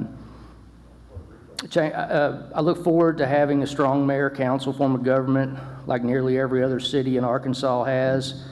I don't believe the citizens of Fort Smith require more than 6 months to educate themselves on this topic as suggested by Director Rigo. I prefer to see this on the ballot this November. As a lifelong resident of Fort Smith, I look forward to never having to hear someone say, the mayor has no real power. That's always the answer when you try to get an answer for something that's going on. You know, everybody just says, well, the mayor is just a ceremonial figurehead, and, you know, there's nothing he can do.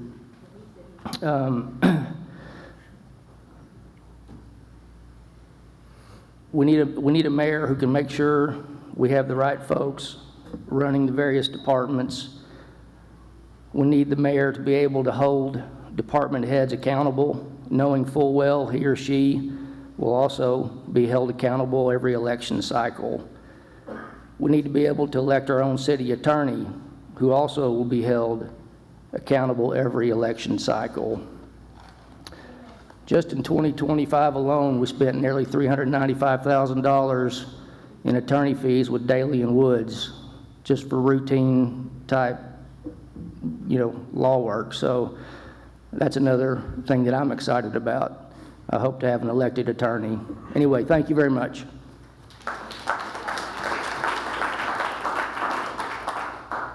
Next, we have Levon Morton. Okay, so we have Carl Nevin.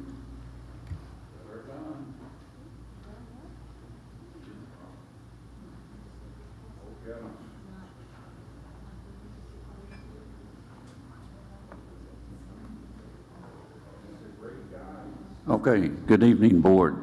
I'm going to make this brief. I know we've listened to a lot of people.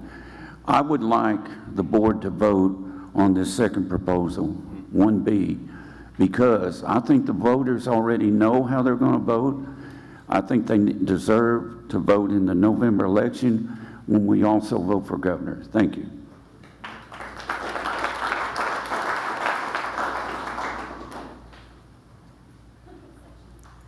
With the exception of Mr. Morton, that concludes the citizens' comments for item 1. Thank you very much. This time,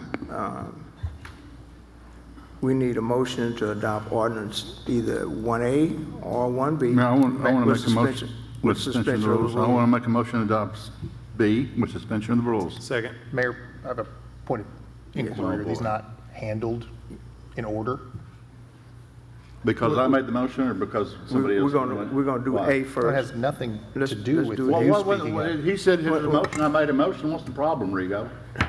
I made a motion of inquiry, Katsavis. Well. Okay. Let's go. Okay. All right. Well, let's hear your motion of inquiry.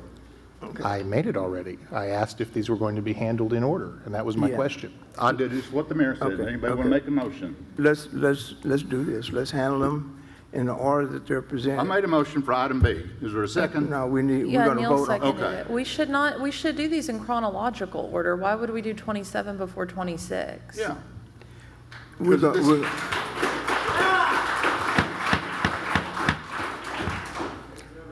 vote I just on asked a question about how they were ordered in the agenda. Let's vote on them in It's the up to the order mayor that to they're on decide. the agenda. Mayor, this is a trap. there's no This trap. is, if we don't vote on B first, this is a trap, because they're going to turn down one, so it won't get on the ballot at all. I mean, they're going to turn, that's exactly what's going to happen. Let's vote on them in the order they're presented on the agenda. And I don't think either way will make a difference. So People can we they're vote gonna on B? If A passes, can we vote on B? We're going to vote on A first. And then we can vote on B.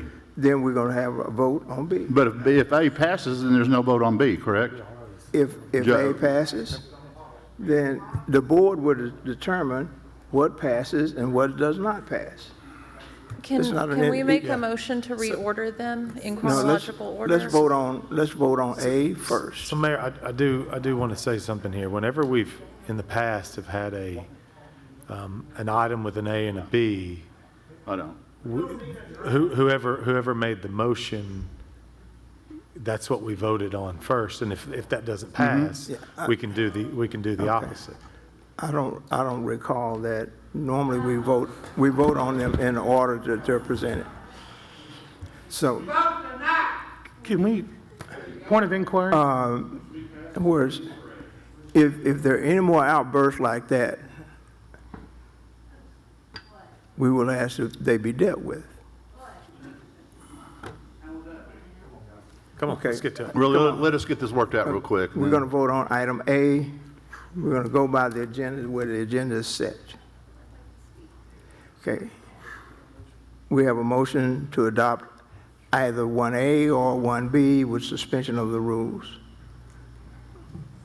Motion for 1B. Yeah. Second. Second. We Okay. redid this.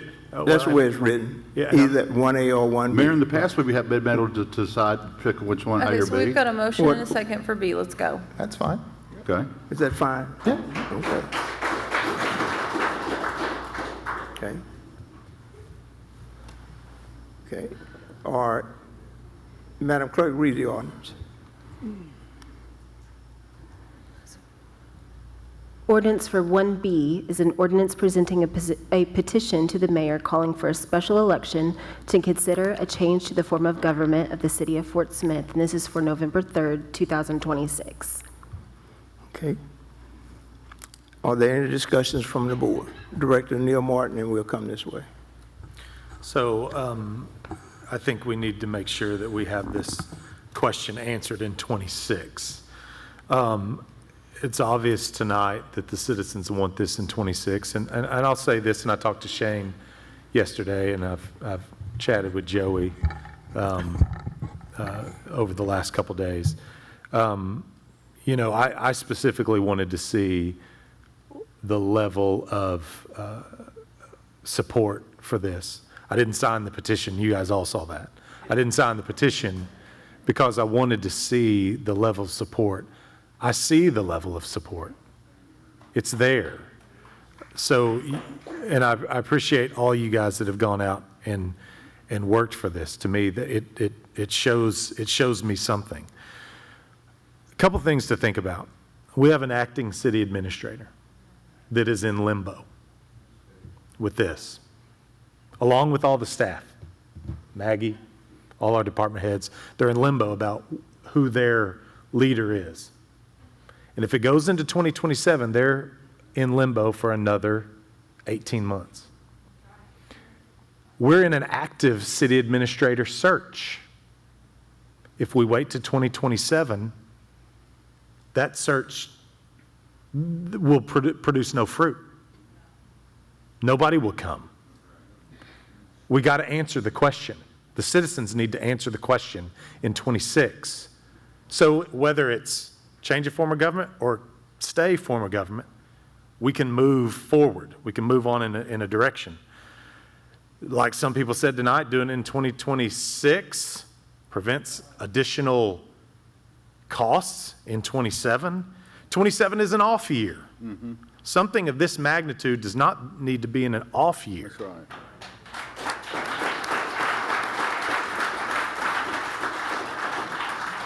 It needs to be when everybody's already coming out to vote, either 26 or 28. 26 is when it needs to happen. It gives people 2 years to prepare and plan for their executive if it passes. So we've got support, but they are really practical things that we need to consider as a board in putting this forward. It needs to be 2026. 2027 is problematic in many ways. So I'm asking the board, let's do it in 26. Let's get the question answered in November, and then we can move forward.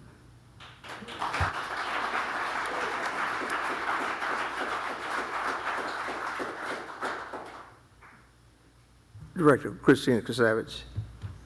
You know, last week, I feel like we were kind of blindsided with the idea of moving this to 2027. When Director Rigo and I placed this on the agenda for discussion back in March, 2027 was never mentioned. And one of the things that came up was that there's a desire for this to be successful, but I would say that success requires legitimacy, and legitimacy comes from maximum voter participation. Forcing this into a low turnout special election in 27 is voter suppression by design.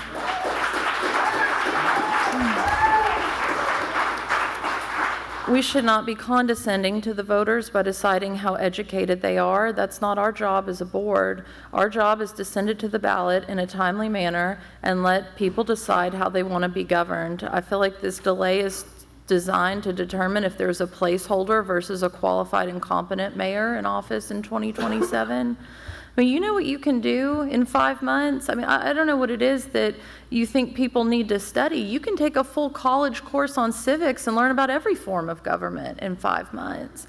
I mean, I don't understand how much studying people need to do. It is not uncommon for me, and I'm a reliable voter. I vote in every election. It's not uncommon for me to, the week of or the week before I go vote, to see what's on the ballot and do a little research and decide how I'm going to vote. I don't need 5 months to do that. You know, on June 2nd of 2025, Director Rigo, you were quoted in Talk Business talking about the people need to decide the structure by which they wish to be governed, and there was no mention of doing that in 2027. You know, people just want someone that is accountable to them. That's what I'm hearing. That's what I'm hearing tonight. That's what I'm hearing when I'm out speaking with people. You know, if you look at all the information that we've received just over the past year or so that's been inaccurate, we were told the water slides would be $4.2 million. That was inaccurate. We were told that due diligence had been done before we were presented with candidates to hire for our internal auditor. That was inaccurate. We were told that new water meters would generate additional revenue. That was inaccurate. We were told our debt service coverage was at 99%. We needed another water rate increase in December. That was inaccurate. We didn't do it, and I think we saw last week we're sitting at 165% debt service coverage. So there's a lot of things that have been presented that have been inaccurate, and people want someone they can hold accountable. You know, I feel like the issue is that you're worried about an incumbency advantage for someone who's been fighting for people over the power brokers. And this idea that they can't get the signatures it's condescending and it's gatekeeping. And to the gentleman, I think he left, that said that this is the board's fault, I agree. The board is fractured. We've been ineffective. But I do think it's curious that that gentleman is behind someone who's been in charge of the city administrator search. So, you know, that's gone on for, what, 17 months now? So what we have here is we have a grassroots movement, and that's wonderful. And I said last week that's democracy at its best, and I believe that. But we shouldn't need a grassroots movement. We should be in touch enough with people that we're listening to them and valuing the wishes of the people we represent. So I'm in favor of sending this to the ballot in 26 because I believe that's where success comes from, that's where legitimacy comes from. Thank you.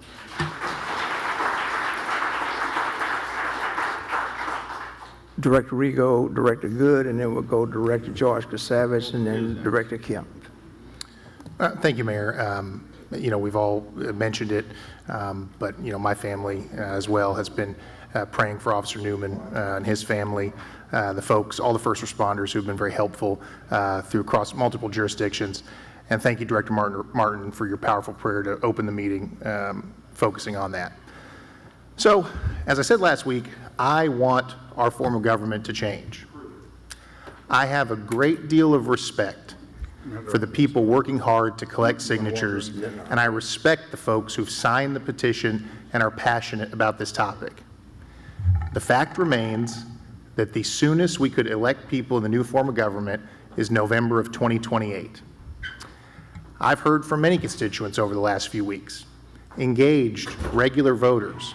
They hear and learn about the multi-year timeline and the prospect of increasing our number of elected officials, and they ask me, what's the rush? I've heard no compelling logistical reason why this question should be placed on the ballot this year, a full 2 years before any elections can happen for new elected officials in a new form of government. When there is the time available to make a change, why wouldn't you use it to try to inform as many people as possible about all facets of changing the form of government? If it's a good idea today, why would it be any worse of an idea with the opportunity to involve more people in the conversation? Good people can and do disagree about this topic and about timing.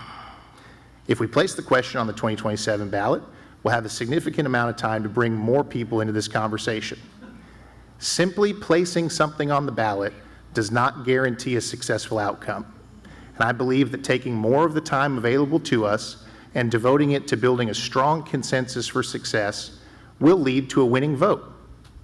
I genuinely meant no offense or criticism to anyone by proposing an alternative approach. It was simply an idea to think about. I want to thank everyone who's here tonight, who's watching at home, for the interest and passion they have in this topic, and thanks to my colleagues as well for your thoughtful consideration on this very important issue. Thank you. Thank you very much. Director Good.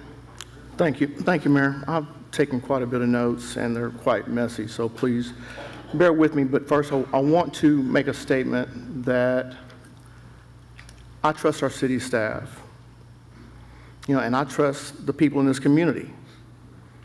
When I say people in the community, that includes us too. We are the people.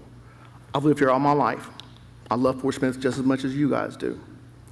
And I work for citizens way outside, more than citizens of Ward 2. My record will speak to that.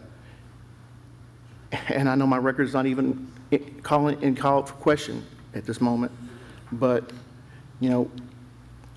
we have to put our trust in each other to do what we say we're going to do. And in saying that, our city clerk's office does not and will not try to eliminate signatures.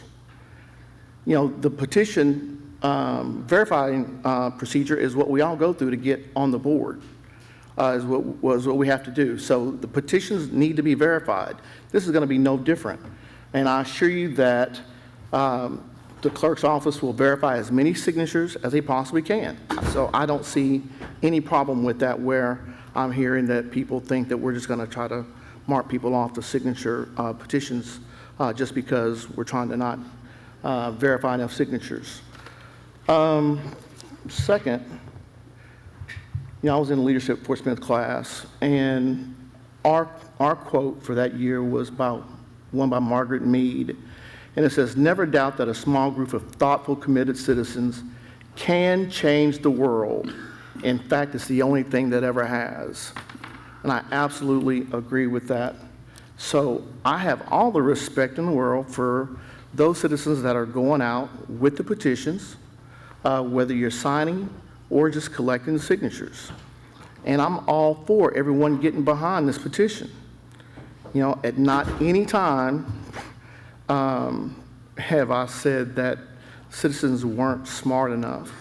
My second to Director Rigo's motion to put it for 2027 was the fact that, again, it was a surprise. It was not anything that we had talked about or I had even considered. But in talking to folks, I think, again, in talking to folks that had questions about, well, what are we talking about? What are we doing? Thinking that I wanted to give citizens, that we should give citizens as much time as possible, not that they need it, just to have it. I'm sorry, I don't know about you guys, but I'm working double shifts this week. I've got a niece at home who's waiting for me to babysit. We have busy lives. I want to take that consideration in for the public who might not think like Christina Cassavetes saying 5 months is enough. You know, this is not, it's not rocket science, no, but it is a life-changing decision that we're going to make. And I don't have a problem with, one way or another, how the citizens vote. I have no dog in the fight. I'm going to continue to serve regardless, as long as I'm up here. And that's what we do. That's what I know I personally do.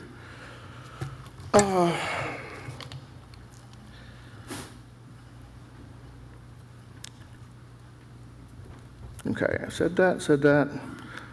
Oh, someone spoke to the fact about our staff and our citizens being put in limbo, and I absolutely agree with that, put it on 2027. So had we gone in order, you know, you would have heard me vote no on the 2027 A1 Director George Cassavetes, because this is not up for, you know, we're not trying to hold anybody hostage here, okay? So I would have voted no for that. And that's all I have for now, but I do have other comments. Yeah. Ms. Kim Fodge made a very important statement, and thank you for saying it. You made a lot of good statements, but I absolutely agree the citizens have to stay informed, they have to stay engaged, and whoever the leadership is, they have to have certain qualities that we're all looking for. But the utmost quality is serving our citizens. You know, not just one group, not just one vocal group, not those that don't want to come out and vote, not those that aren't registered to vote, and there's a whole lot of that. There's a whole lot of citizens in Arkansas that just simply don't vote. There's even more in Fort Smith that don't vote. There's even more citizens on the north side of Fort Smith that has a lower turnout. So all citizens don't want this change. Not all citizens even want it on the ballot. But I'm supporting you guys to put it on the ballot. I'm supporting you guys to get the petitions done and get behind that effort. Again, it's got to be a citizen-led effort, not politicized. That's all for now. Thank you. Director Kemp. I do believe that Director George Cassavetes is ahead of me, sir. No, go ahead. Go ahead. I'm so thanking. Okay. Thank you, Mayor. Thank you, George, Yes, sir. for your time.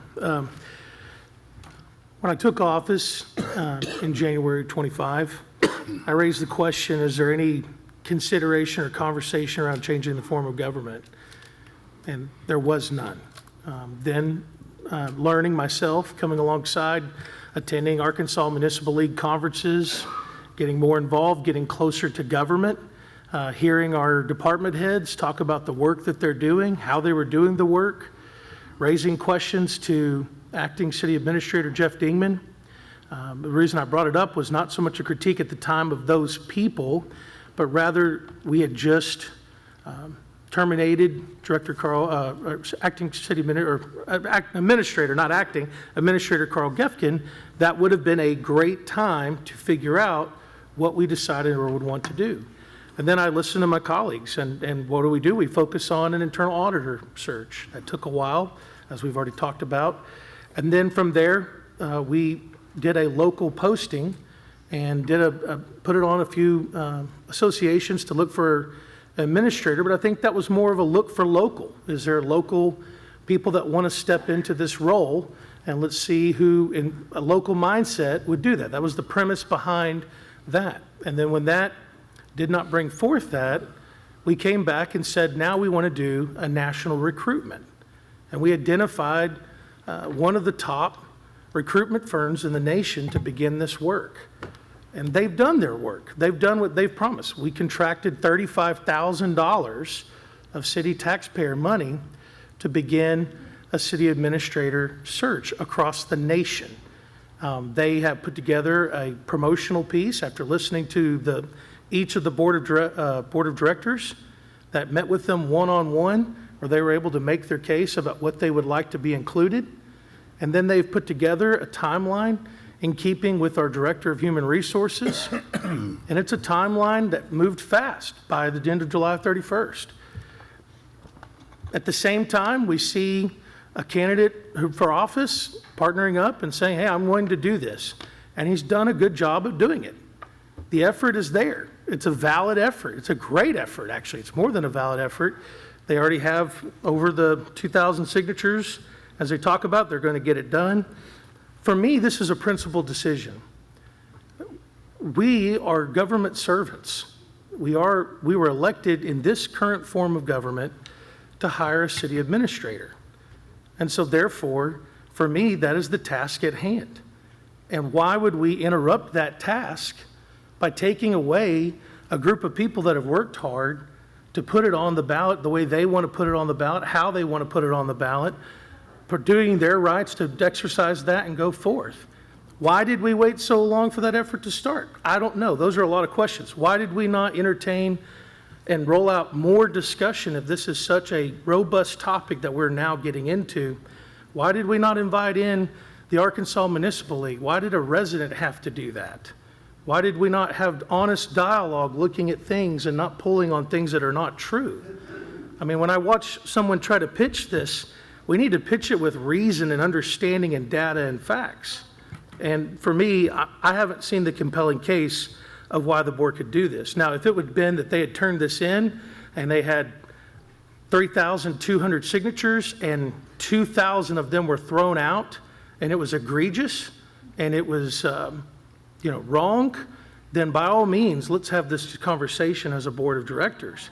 But at this point, our job, out of the people that have spoken, we've heard from 9 non-political candidates. We have, at best of my estimation, I've been trying to look through my emails as quick as I could.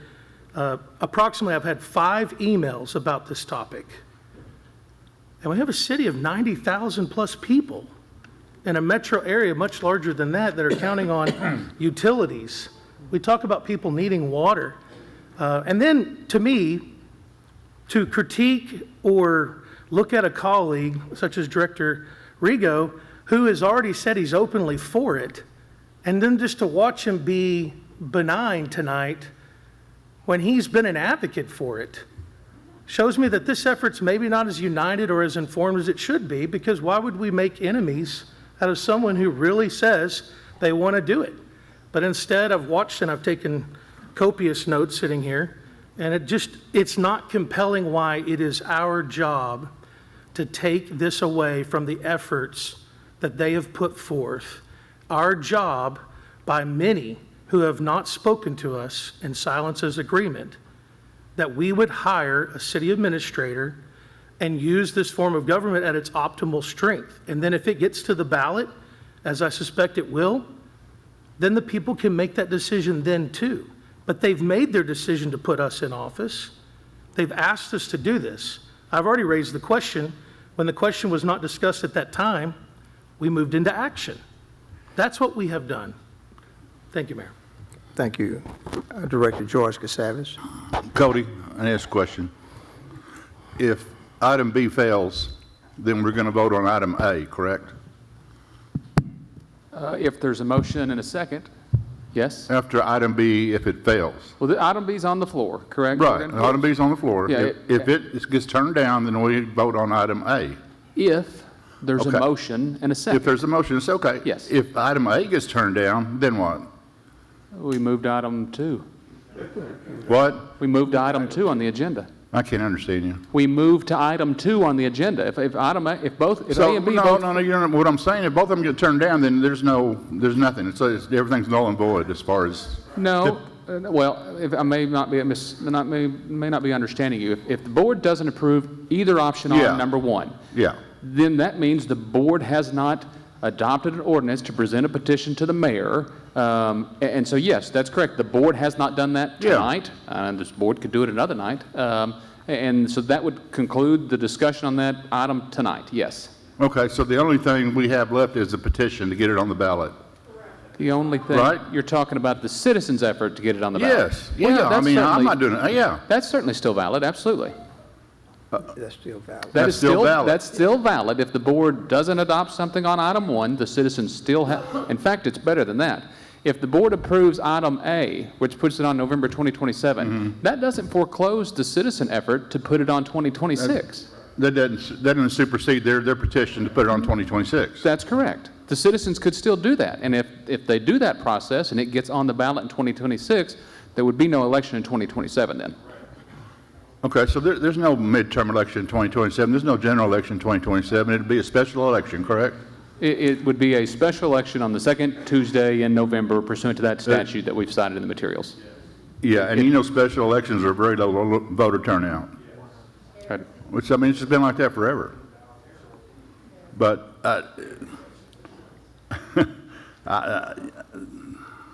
I'm just, you know, I believe in the people. You know, if that's what they want, then that's what they should get. I'm not in a position to tell somebody that you don't understand what's going on. You need more time to understand it. I think that's ludicrous. People, you know, all my years in the restaurant business, 50 years, I've learned one thing. I don't care what race, religion, financial status, or anything, color. People are smart. And if you can't figure it out in 4 months, then somebody thinks that there's a real problem somewhere. Thank you.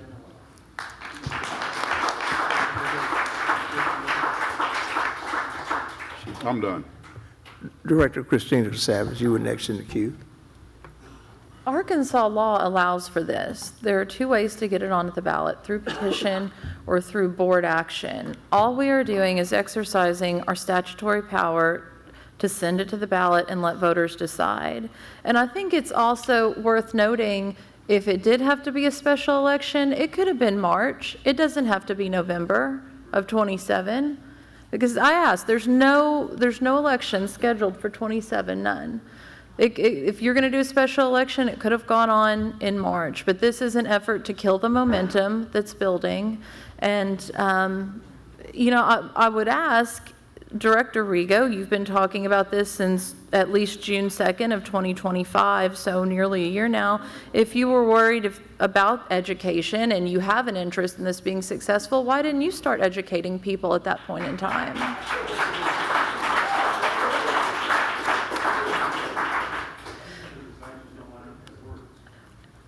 Additionally, we received, over the past week, we received the brochure for recruitment of a city administrator that had a salary of up to $260,000, which this board has not approved or appropriated money over $200,000 at least. I mean, $260,000, that was new to me. So I would ask Director Kemp, why was that figure okayed? May I answer, Mayor? Yeah. Okay, thank you, Mayor. The board was emailed that and was asked to give feedback. Did you provide feedback? I did provide feedback, and I said, you're misdirecting people, telling them they're going to make $260,000 coming here because we have not appropriated that. We've never paid that much money. So you're saying that Carl Gefkin's $205,000 salary, then benefits, did not go higher than $205,000? $260,000 is what's in the brochure. Correct, and his compensation package was about that much when touted. Let's get back on the item, if you don't mind. Well, no, this is on the item. This is related because we're talking about another city administrator at, you know, evidently now $260,000. I mean, we think we need to educate people. People should be educated. Do you want to pay a city administrator $260,000, or do you want to hire a mayor, and we'll determine the salary for that going forward? Thank you. Thank you. Director Neil Martin was next in the queue, and then Director Rigo, and then we'll go Director Kemp, and then Director Good. Yeah, I just want to make an appeal. For 26, I feel, haven't talked to anybody, but I feel like we've got 3 votes for it, for 26. We just need one. We just need one. If somebody's open for it in 2027, I don't feel that's going to pass. Let's get it on 26. We can have the education, and then at that point, it's on the ballot. Those that want it, it's on the ballot. It's in a normal election year. We'll have good turnout. Let's just, I don't think 27, just doing the math in my head, I don't think 27 is going to work. Let's do it in 26. Please. I'm just appealing to my fellow colleagues. Let's get it in 20, if you're on the fence, if you want it in 27, and that's your number one thing, let's compromise and let's get it on 26.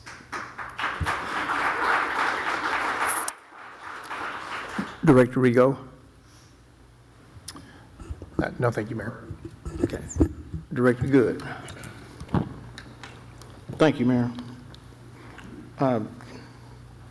Director Christine Kasavitz,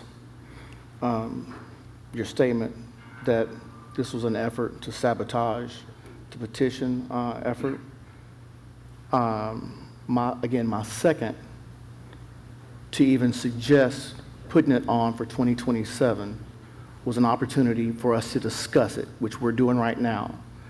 So for you to say that my effort for doing the second was an attempt to sabotage this is absolutely wrong. My comments were not directed towards you. They were in general. You said these efforts. And again, I just wanted to clarify that this is not an effort to sabotage. It was to get more time for citizens and more time for us to discuss this, which we're doing now. Secondly, and of course I've said this before, absolutely, I blame the board for a lot of the problems we're in right now. You know, and I did mention last week at the study session, I noticed a lot of the issues coming up on social media was addressing accountability and transparency. You know, I'm all for that. I believe we all are for transparency and accountability, regardless of what was said tonight. We all are fighting for accountability and transparency here.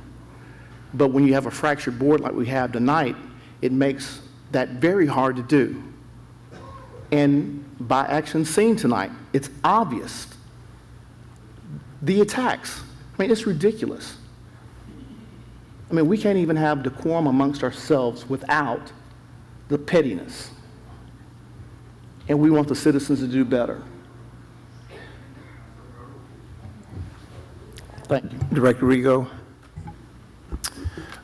Mayor, all I just wanted to say about the time and the date picked or the thought that went into it, not only the personal experience that I had in Colorado Springs, but I remember, I believe it was Mr. McKinney mentioned the very informative, very well put together document that was on social media this week from Mr. Max Avery, I believe, where he talked about examples from 4 cities, a city in Virginia, 2 cities in California, San Diego and Oakland, and then Fayetteville right up the road, that have made changes within the last 35 years or so. And the time of those changes, and it was the same in Colorado Springs, the time of making the change, asking the folks to make the change, and they were all put forward and led by citizens, as has been the case here. That decision was made in all of those cases within 6 months or a year of then the actual elections where you pick people. There's no, I mean, I find it fascinating to call a literally an ordinance that says you shall have a vote on this, somehow trying to stop people from having a vote on this. I want the change to be successful. And I believe, as I said a few minutes ago, that the more people that come in to the conversation and the more chance you have to build a consensus for success will lead to ultimate successful passage of the change in the form of government, not just placement on the ballot.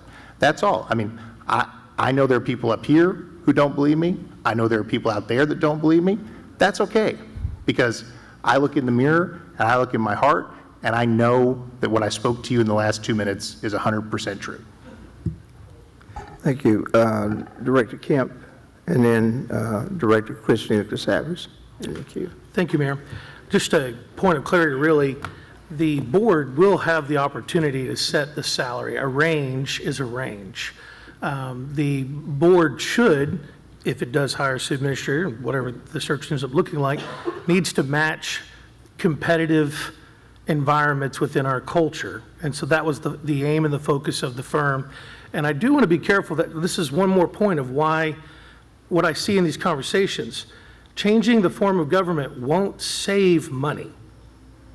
I want to, government leaders that will be elected, that may be needing a sub or department head or a chief of staff or a deputy in this way, I want to be careful. We should pick this idea because it is more effective and efficient for the community, not necessarily evaluating dollars. Thank you, Mayor.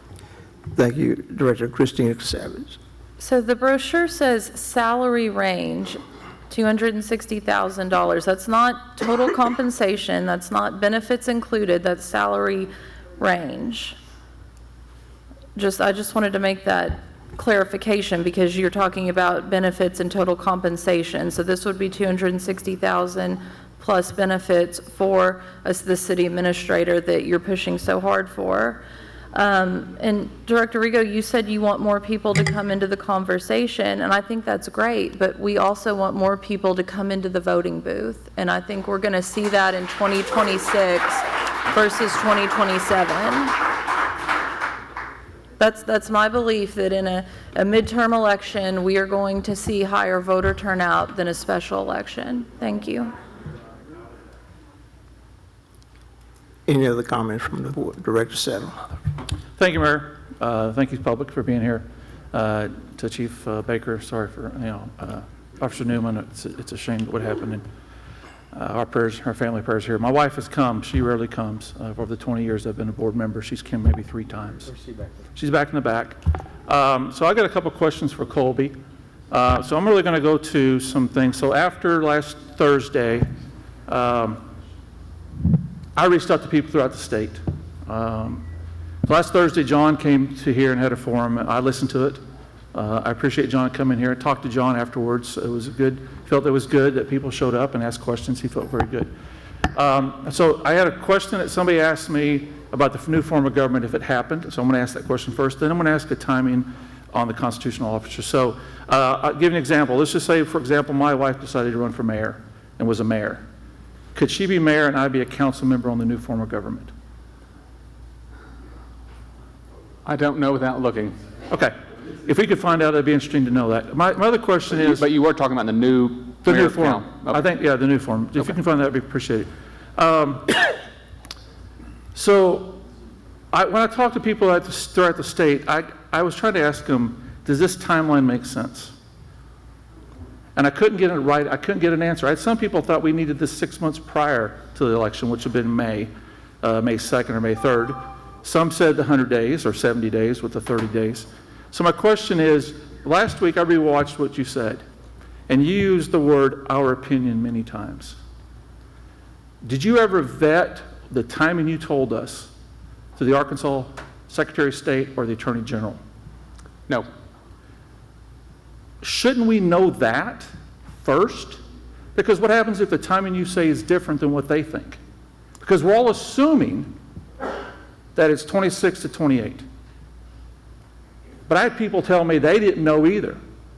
Well, I don't know if I understand your timing question. Well, we voted on 26 to change the form of government, but then you have a re-mayor vote in 28, and that's the mayor that actually runs. Kind of what my question is, if we haven't vetted this, what you gave to us through the Secretary of State or Attorney General, I'd like to know that timing for sure is right.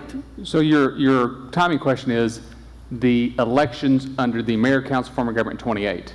Yeah, what happens if they say, nope, what happens in 26 starts the government in 27? Oh, I have no doubt that that's what I told you is correct. Yeah, but I need the state constitutional officers to tell me that. Well, okay. I have no ability to get an opinion from the Arkansas Attorney General. The AG will not. But we can't call the Secretary of State, right, and find out if that's timing makes sense too, correct? We can. I'll be shocked if the Secretary of State's going to answer that question, but we can try. Then how do we know that is what the state of Arkansas constitutional officers say it is? It's not a constitutional question. The timing question is clear in the statute. The statute says, following the approval of the change of form of government, the officials under the new form of government shall occur at the next election required in the laws for those officials. Yeah, what happens if the next election is March of 2027? Because the statute says it's in November of 28. But you also told us that the statute allows us to have an election anytime. No, that's a special election, not the general election. But according to state statutes, they only allow for 2 per year. 2 what? 2 elections per year by the... 2 specials? No, 2 elections per year. I guess my question is, why didn't we vet this through the state, Secretary of State, or the Attorney General? Well, I wasn't directed to. I'm confident in our opinion on the timing. We can certainly ask the Secretary of State if you want us to do that. You know, to my board, I wish we had that. I wish we had that answer tonight, because I think it would make it easier to understand this. Well, you would write it into the ballot initiative, correct? I mean, that's what would be written into the ballot initiative people would vote on, would be the timeline. I mean, that would be... You're talking about the timeline to vote on the new officials? Yeah, all that information would be included in the ballot initiative, would it not? No, ma'am. No? No, what would be, we're talking about on the ballot to change the form of government. Right, is that when you're talking about the ballot initiative? When people go to vote, they would see the timeline. No, ma'am. No. That's my point. Why don't we? Even if we, well, that's never going to be on the ballot. I understand that, but to me, we should have had that answered before tonight. Okay, thank you. I'm not done yet. Go ahead. Thank you. Go ahead and wrap up. Thank you. I've been quiet for 2 hours, and I want to blow some notes, I'm going to say my piece, and then we're going to do what you want to do. I represent all citizens of Fort Smith. The ones that are registered voters and the ones that are non-registered voters. I represent everybody. Andre and I have had a past in this. We both collected signatures while serving on the board. We know what it takes to get signatures. Correct, right, Drake? George was there at the time, but he was against what we voted for. We also set precedent of what we did in the past. Signatures were turned in, there were questions on those signatures, and then the board said, okay, we see that there's enough signatures turned in, we need to vote this through, and the board put it on the ballot. Precedent has been set by this board already. If there's 3,000 signatures as said already, turn those suckers in. As Director Kemp said, give us a reason to put this on there. But without anything, all we're hearing is something. Give me turn it in, and then if it doesn't like what we have, it is. The last thing is this. I'm disappointed that we didn't contact Secretary of State or Attorney General. I think we should go on that path. But listen to John last week talking about the transitional government and how whoever the mayor and the board at that time will have a massive say on salaries and things like that. It begs me the question of this. If you're running for mayor or family member running for mayor, or you have a family member considering running for mayor, or you might be considering running for mayor yourself, you should abstain from voting because you are going to potentially, as mayor, set the salary of that future mayor, and as an elected mayor, you will have a better chance of getting reelected for the new government than you do anything else. Because you're talking about comparing to Fayetteville, that's a $150,000 plus job, and they don't have water and sewer, and they don't have sanitation. We run those departments here, which makes that job even higher. So you're talking a 1,000% pay increase if you consider Fayetteville. To me, if they turned it in and said, hey, here's 3,000 and we're 200 short, it makes an easier argument. But I have not seen that at all. But if you have a family member that's running for mayor, or you're running for mayor, or you're considering running for mayor, I would say you should abstain from voting. Thank you. Okay. Thank you. At this time, we're going to take a 10-minute recess. Just let me respond to that. I will abstain from voting on salary or anything related to that. I've said that multiple times. I will abstain. I'm not abstaining from this, but I will abstain from anything to do with setting the salary, any of those parameters. Colby, I had one question for you because we seem to create these fantastical scenarios to oppose things. Is there now, or to your knowledge, has there been a wife that was mayor and a husband that served on a city council? Not to my knowledge. Not to my knowledge either. And so, Director Settle, you said your wife's here for the 3rd time. My husband's never been here, so I can assure you he's not running for director. Thank you. Break time. Let's take a 10-minute recess.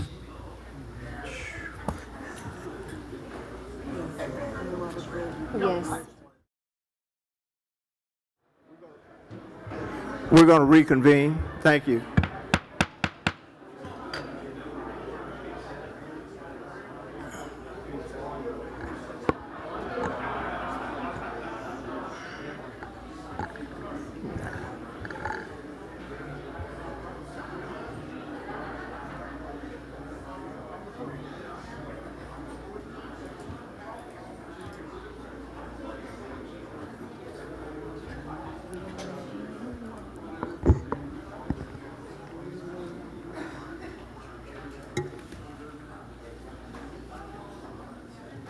Oh, I need another water for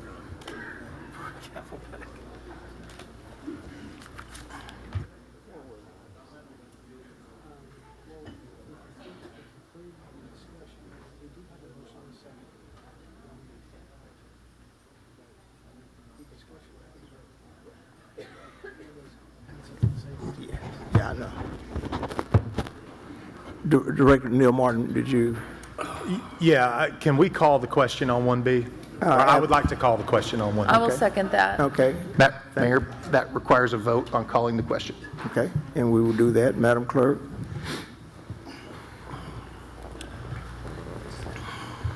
Real quick, does it have to be 7-0 or does it have to be majority? Majority. To call the question? Okay, majority. Okay, thanks. Director Rigo? No, because I have one more very brief thing I'd like to point out. Good. No, if there's still more conversation. Kemp? Yes. George Kitsavis? 1B. This is to call the question This is on to call. voting Yes. without any more discussion. Yes. Christina Kitsavis? Yes. Settle? No, I'm always allowed our board directors to speak. Martin? Yes. 4 in favor, 3 opposed. Okay. So now we need to Now immediately we- call the question We on need to 1B. call the question. Okay.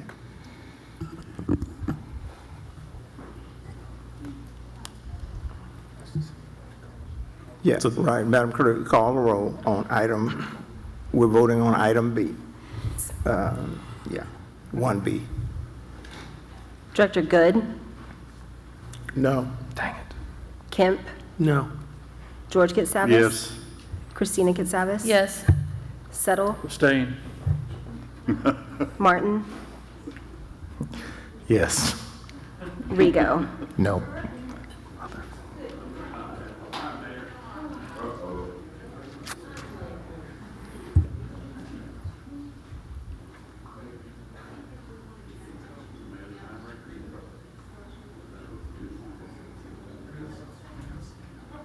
So the motion, to point of clarity in what I was asking, is with the abstention, the motion fails? So 3-3. Okay. Okay. That's a Okay, surprise. Okay, thank you. Okay, need a motion on item A. I'll make a motion on item 1A. Okay. We need a second. Okay, thank you very much. With that, we will go to item number 2 on the agenda. Item 2 is a resolution authorizing partial payment to Krapp Reynolds as a progress payment on the 2017 SSA Remedial Measures Project number 19-15-C1. This is presented for approval due to the dollar amount of the progress payment requiring board approval according to our procurement policy. Deputy Director of Engineering Jimmy Johnson will speak to this item and answer questions from the board. So, Jimmy, you're going to have to pull a microphone and Yeah. speak into it, please. I'm looking for my summary. Okay.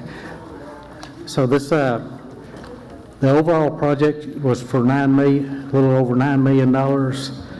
And to date, we've paid $2,347,000 plus. This current payment is for $1,102,843.20. Overall, progress on the project is, dollar-wise, we're 40% complete. Time-wise, we've used 34% of the time, so we're a little bit ahead of schedule on this particular project. With that, I'll stand for questions. Okay, thank you. Are there any citizens' comments on this item, Madam Clerk? Yes, we have two, the first being Shane McKinney.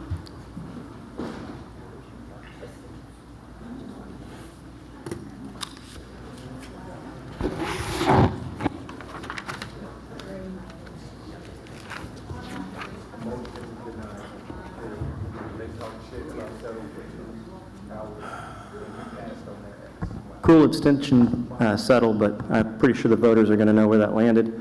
I'm really disappointed right now, guys. This is a perfect example of a city administrative government working at peak efficiency. Nothing happened. Thank you.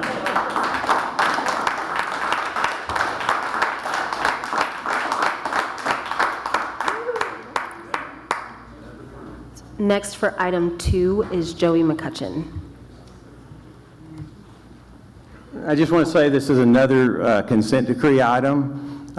We fought the battle several months ago, where we have a bid, and I'm not real good with all this stuff, but we have a bid, and then it comes to the board, and it's, $10 million on this one? The next one? Well, I'm going to speak to this one. I'm just going to say my same comments. I've asked the board, and I think Mr. Dingman has answered this question. I've asked that we have an outside engineering firm, independent of this city, come and monitor this $300 million tax extension that we had, so that it's not monopoly money anymore. We have somebody who's watching what's happening with our taxpayer dollars.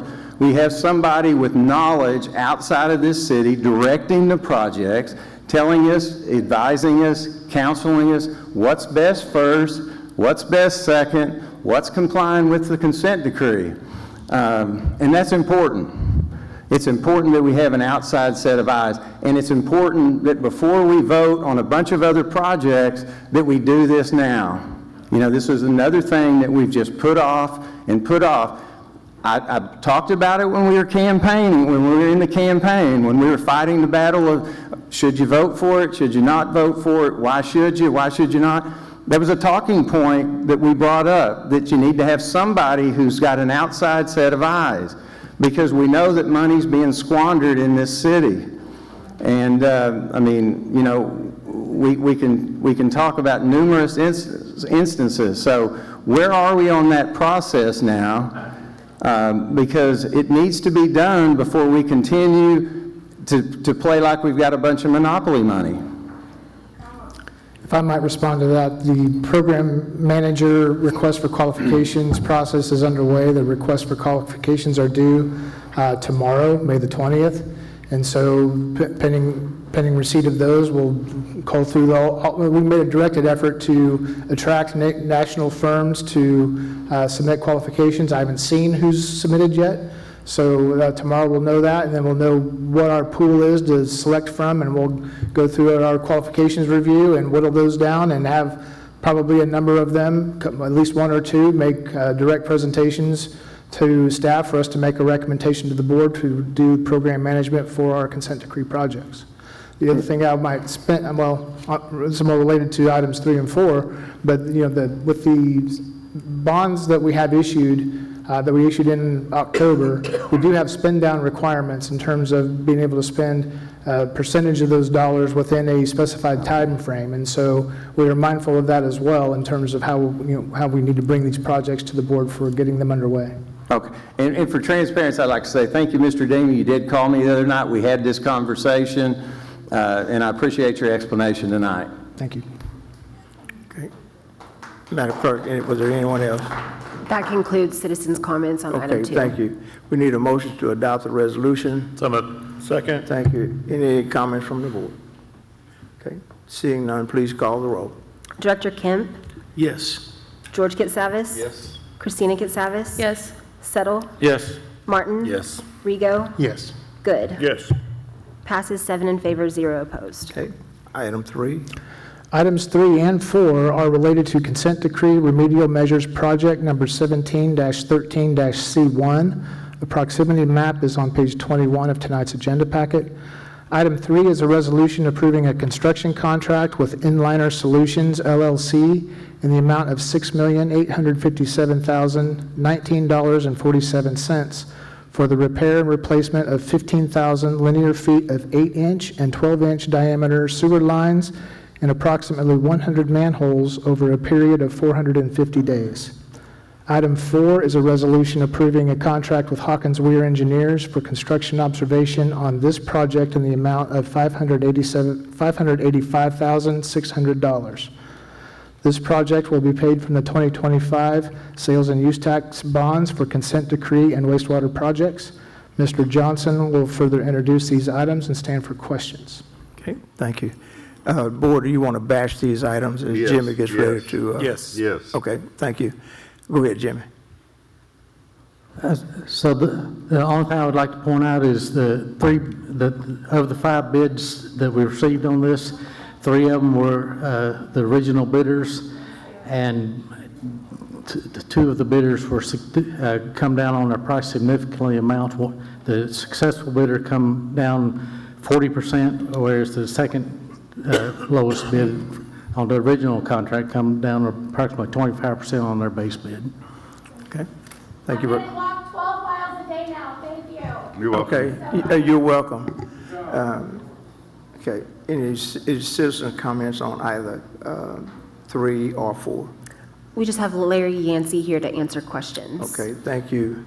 Motion to adopt items 3 and 4. So moved. Second. Okay, any comments on either? Director Settle? Thank you. Jimmy, has Entered Solutions done work for the city before? Yes, they have. Recently, or has it been a while? They are currently have a contract with us. Okay, I couldn't remember. Okay, thank you. Director Neil Martin, did you have a comment? So this is the one Mr. McCutcheon just mentioned where the board didn't like the bid originally when we got it, and we decided to break it up. Yes. So this bid is 40% savings over this portion of that original bid. Is that correct? That's correct. Okay, so it went from, I can't remember what it was. This is 6.9 million, 7 million is what this is. Where is the phase 2 bid? We haven't gotten the phase 2 bid yet, have we? Phase 2 bid is going to advertise in about a week or maybe 2 weeks. So we're getting close to introducing that, and then after that one goes through the bid process and the award process, the phase 1 of the other project will go out to bid. So we've got them all staggered where they're not all coming to the board or to the bidders at the same time. I think what we're seeing here is about a $3 million savings off of the original bid, and by pushing it out or not voting on that, splitting these out, That's we're going to correct. see significant savings. Obviously, we got to see phase 2, but we at least on phase 1 have $3 million worth of savings. That's correct. Okay, thank you. If there are no further comments, please call the roll. Director George Getsavis, Yes. Christina Getsavis, Yes. Settle, Yes. Martin, Yes. Rigo, Yes. Good, Yes. Kemp. Yes. Passes 7 in favor, 0 opposed. Thank you. Item 5. Item 5 is a resolution authorizing an agreement with Garver LLC for an amount not to exceed $8,575,000 for engineering design and CMAR administration services associated with the Mazard Water Reclamation Facility improvements, project number 25-15-ED1. This design project is on the consent decree wastewater CIP for 2026. It was estimated at $9 million for this work, and it is for design work related to a significant upgrade to the Mazard wastewater plant, construction of which is included on both the consent decree and non-consent decree wastewater CIPs. This design project will be paid from the 2025 sales and use tax bonds for consent decree and wastewater projects. Mr. Johnson will further describe this project or answer any questions from the board, and also we have Lance McAvoy to answer questions related to the treatment plant specifically. So the only thing I would like to add is We're currently under consent administrative order from the state because our treatment plant has been failing and meeting its permit limits and discharge for ammonia. And that's been going on for a little over 2 years or more, where we've not been meeting the ammonia standards.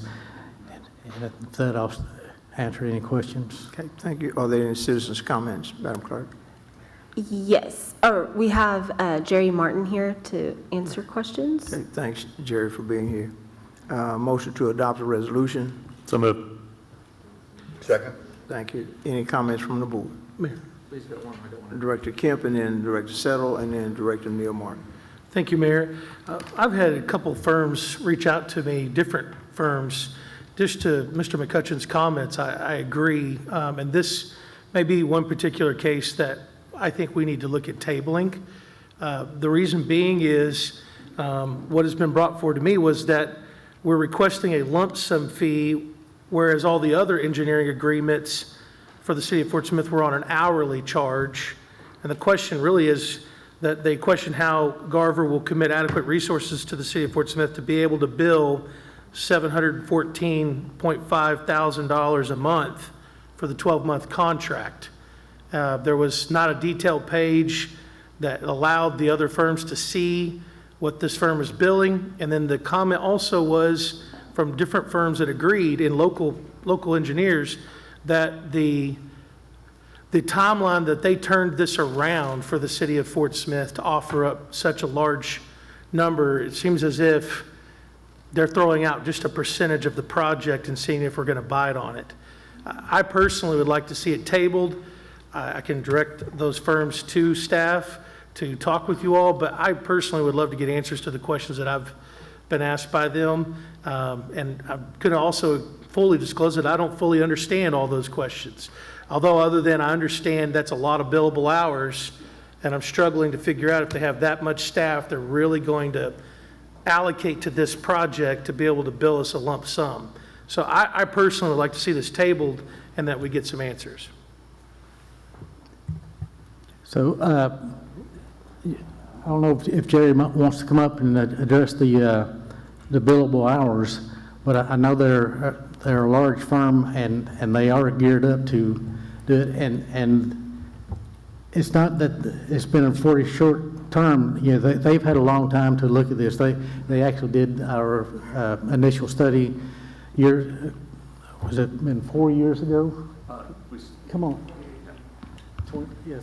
Good evening, directors. So we originally started this project, the initial master plan study, and I know several of you actually have visited the plant with us whenever we presented this back in 2021, and you got to see the failures that were happening at that point in time. Jerry, will you adjust the microphone, please? I'm sorry. Can y'all hear me better now? All right. So we actually started the master plan in 2018. We took a little bit of time off due to COVID. It kind of killed a lot of the things going on. We finished it in 2021. At that point, we actually presented to this board at the Mazard plant. Y'all came and actually took a tour of the facility, walked around and saw the things that were happening, the failures that were happening there. So we've been actively working on this project now going on 8 years and assisting the city with this. As Jimmy mentioned with the CAO, we have been actively working with the city on that as well and working with DEQ to try to come up with ways to do this. And this is kind of where we're at on what has to happen due to all the equipment failures and the failures out there. Director Kemp, to your question, we have over 1,500 people in our company. Right here in Arkansas alone right now with our team that we have over 300 active employees dedicated just to water and wastewater.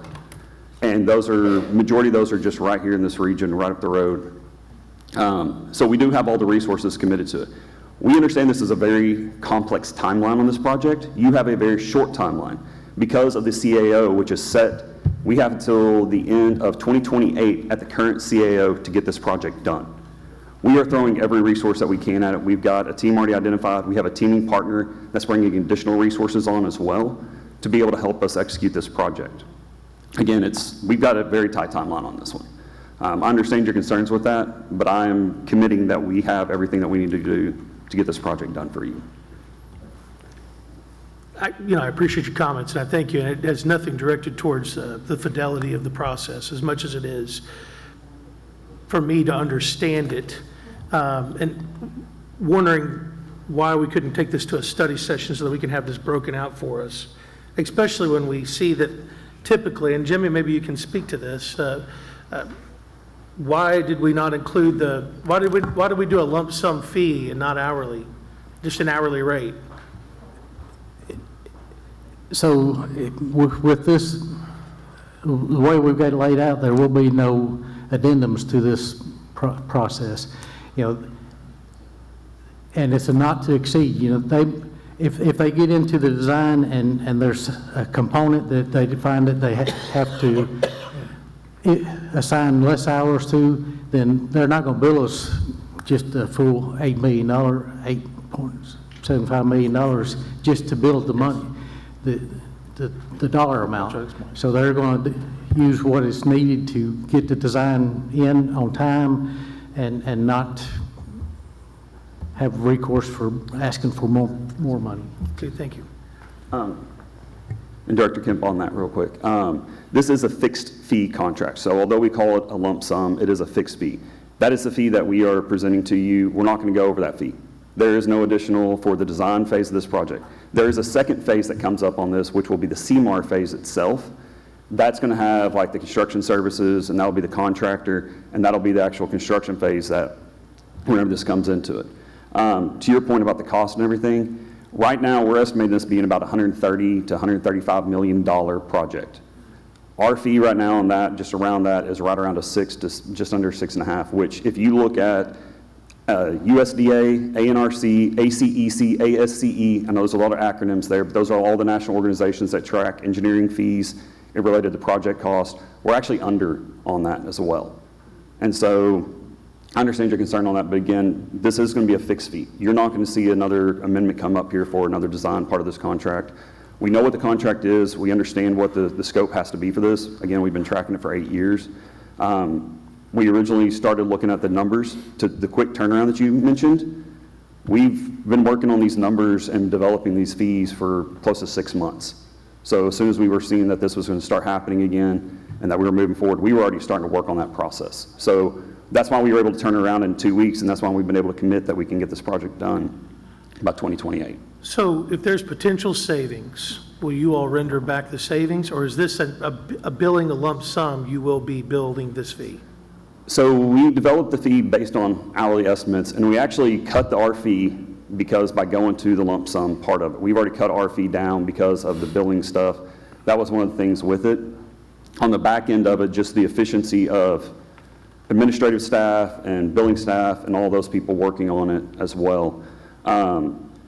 If there are some areas that we are extremely efficient in, there might be a little savings for us on that. But the reality is, based on what we have seen for this project, what we've got going on this project, honestly, we're going to come in even lower, I think, on our percentages than what the industry is on it. And I think we're going to be, because looking at what has to be done, the costs that are there and everything that's going on with it, I'm afraid we undershot our hours, to be blunt. So, but we're going to have a lot of our staff committed to doing it. So am I to take that you will bill this fee? Do what? You will be billing. Overall, we're planning on billing this fee at this point, yes. Thank you. Director Rigo. No, my question is for Jimmy or administration. I guess, it did stand out to me as well. I'm just curious, even when you compare like into item number 4, the Hawkins-Weir materials compared to this agreement with Garver, why that change from an hourly build rate to the lump sum fixed fee, whatever euphemism you want to use. That seems to very much, at least in my experience on the board, be outside the norm of how these types of contracts and projects are typically written. So is there any insight you can give us as to why this one is different? And I would also be inclined to have an additional conversation at a very soon study session about this to articulate some of these things better, because I think this is unusual, and I don't think you would deny that it's unusual. Well, the entire project is somewhat unusual. The CMAR process, it's not a design bid and build, so it's cutting down on the time frames of So we can actually, with this contract, we can actually, when we're bringing the CMAR on, we can actually start construction before the design is complete. So it's designed to fast track the project. But if I may, the question was about why is the billing different, not about how is the project different. Did you have any additional insight, Jeff? I did not, other than that was how the project agreement was presented to us in terms of the engineer making the fee that they needed to cover the hours needed for the project. My understanding was that they estimated the number of hours and staff according to the rate sheet that they did provide, and with the number of hours that they attributed to each component of the project, they arrived at that fee. Well, and I certainly do not mean to imply that or suggest that anyone on the staff did anything that they should not do or anything like that. I just think this is such a substantial amount of money handled in such a noticeably different way that it probably merits additional conversation. Thank you. Okay, thank you. Director Settle, I think you would. Thank you. Jimmy, thank you very much. Jerry, thank you for coming. So I did some quick math here. So first of all, let's go to page 94. You mind, Josh? So this is atypical. We typically get a very good breakdown of billable hours, how many people we're going to have here. So I did some quick math. I took 8.575 million divided by 12 months, divided by $225 an hour, and came up with roughly, they're committing 20 people at 40 hours for the next 12 months to do this. I've never seen an engineering document this big in the time we hear. Maybe back during the initial consent decree, looking at Dre, maybe. I've never seen it this much. I wish this was saying, hey, we're going to have 5 people for X amount of hours at this rate for project management. Surveys this way. That to me is what we should have had. That way we can really tell this. We don't have that. So I kind of agree with my colleagues over there. I think we should table this, put it back to next week's study session, talk about it, and then bring it to a vote in 2 weeks from now. To me, that's probably the best way, and then allows Jerry and Jerry with Garver and Jimmy and Lance, give us more detail, kind of put this together, because this is a big deal. I agree with this. In 2 weeks isn't going to impact too much, but at least to the citizens, we're going through our due diligence. Let's make sure everything's out there.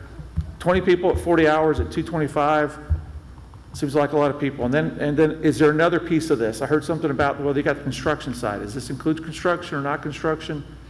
It does not include construction. To me, that's, then what's that fee going to be on top of this? So we have an estimate for that, and how long that's going to be. So I think having everything as a holistic approach kind of gives us better what we're looking for. So that, I agree with my colleagues over there. We should table this to next week's study session. Thank you. We're going to go to Director Good and then Director George. Thank you, Mayor. The gentleman from Garver, can you come back? I apologize. I did not get your name, and I didn't remember it. Jerry Martin, Garver. And I do remember meeting you and speaking with you, so I didn't realize it's been so long since we had the tour and since we had our meeting. Yes, sir. So again, Director Settle, the reason why I believe this is being pushed this way is because this is unusual circumstances. But I don't have a problem with the study session, but I was going to ask Lance McAvoy, because I do remember taking the tour vividly, and all the problems that we were having and things that needed to be addressed then are still not addressed. So I just remember Lance speaking to us on that. Do you have anything to add since my seatmate here had mentioned needing some additional information? Yeah. So Jimmy alluded to the consent administrative order, which was put in place after the board agreed to it in February 14th of 2024. If you remember from that, DEQ worked with us, and this was to help us with DOJ and EPA not get hammered with fines from them, and they suspended the fines. We've worked with them greatly during the time period. One of the items that we've looked at is how many times we've had to slide the schedule from what we originally proposed, because we had to do a corrective action report, which is a 48-page document, and then we have to do quarterly reports and tell them what our time frame is. And back at the end of '24, when we came up with a proposal for financing the consent decree and this project, because if you look at how the bond initiative was written, was for clean water compliance. So it took care of both the CD aspect that we have needing additional capacity at Mazard, as well as the aeration basin switch over to come into compliance. They said, yeah, look, we understand you have a plan. We're going to let you go with that, and we're not going to hold you to that. But once those bonds are issued, we expect to see movement. And those bonds were issued over 6 months ago. So that's my only concern, is I do know DEQ is cracking down. Hot Springs has been under 2 CAOs, and I know they're being penalized now for one of them. Will 2 weeks, 3 weeks make a difference to hold a study session? I can't speak for DEQ. I do understand the concern. This is a little different. We immediately began looking at value engineering and how to cut cost. And that is one of the areas where I believe, and I can't speak for Todd because he's not here, but Mr. Mitke kind of looked at what would the normal cost, because you do have an administrative cost that goes with billing that you end up paying for with a lump sum, for lack of better terms. Does that save us money on the engineering side? And it also puts them at risk. Some of that engineering also is the geotechnical, so they've got to have geotechnical testing. So Director Settle, to your point, the dollar amount and the number of people may be a little skewed because of that. If the board wishes to do a study session, I welcome it. And but I did want to kind of give some history on that CAO and the fact that this one project will eliminate the largest wet weather SSO site that we have, where millions of gallons are poured out into the Mazard Creek, which then runs into the Arkansas River, and will bring us into compliance with our ammonia limit and actually help us for future growth. All right, very good. Thank you, gentlemen. Jerry, thank you so much for being here to address the board. Jimmy, thank you. Lance, thank you. And I just want to bring up to my board and those still listening that are here, this is why institutional knowledge matters. You just can't put someone in one of these spots and expect folks to pick it up like that. So thank you, gentlemen. We appreciate you. Director George Kasavage. Jimmy, what kind of permitting costs $239,000? What kind of permitting? Yeah. So part of the project is to run a new discharge line out into the river. So that's going to require. But who's the permits is to comply with who? The Corps. The state or the federal or what? Both. Both. Yes. So it's costing us $239,000 just to comply. On top of to get for lack of better terms, to jump through all the hoops. Yeah. And pay their review fees. Yeah, it's pretty expensive. I think it's ridiculous, but whatever. Right. Director Christina Kasavage. My question is for staff or administration. When was the last time that the city entered into a contract with a professional services engineering design firm for a fixed fee and not hourly?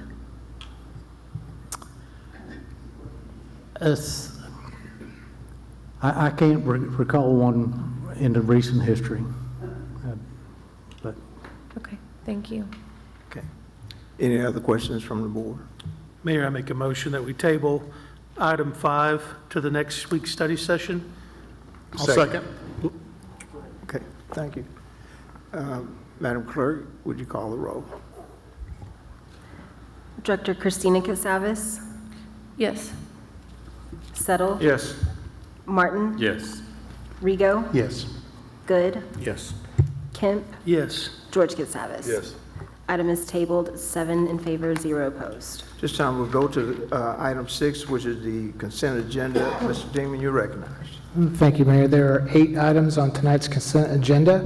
We have a resolution authorizing the mayor to execute a friendship pact with the city of Wask, Poland, a resolution authorizing the city to submit a notice of intent to apply for the 2026 Arkansas Hazard Mitigation Grant Program for the Mill Creek Bank Stabilization Project, a resolution authorizing the cities to submit a notice of intent to apply for the 2026 Arkansas Hazard Mitigation Grant Program for the Riverbank Stabilization Project, a resolution authorizing a contract with Russell Exterior LLC for the Miss Laura's Siding Replacement Project, a resolution granting a temporary revocable license for the placement of a wall, landscaping, and a sign in a public utility easement.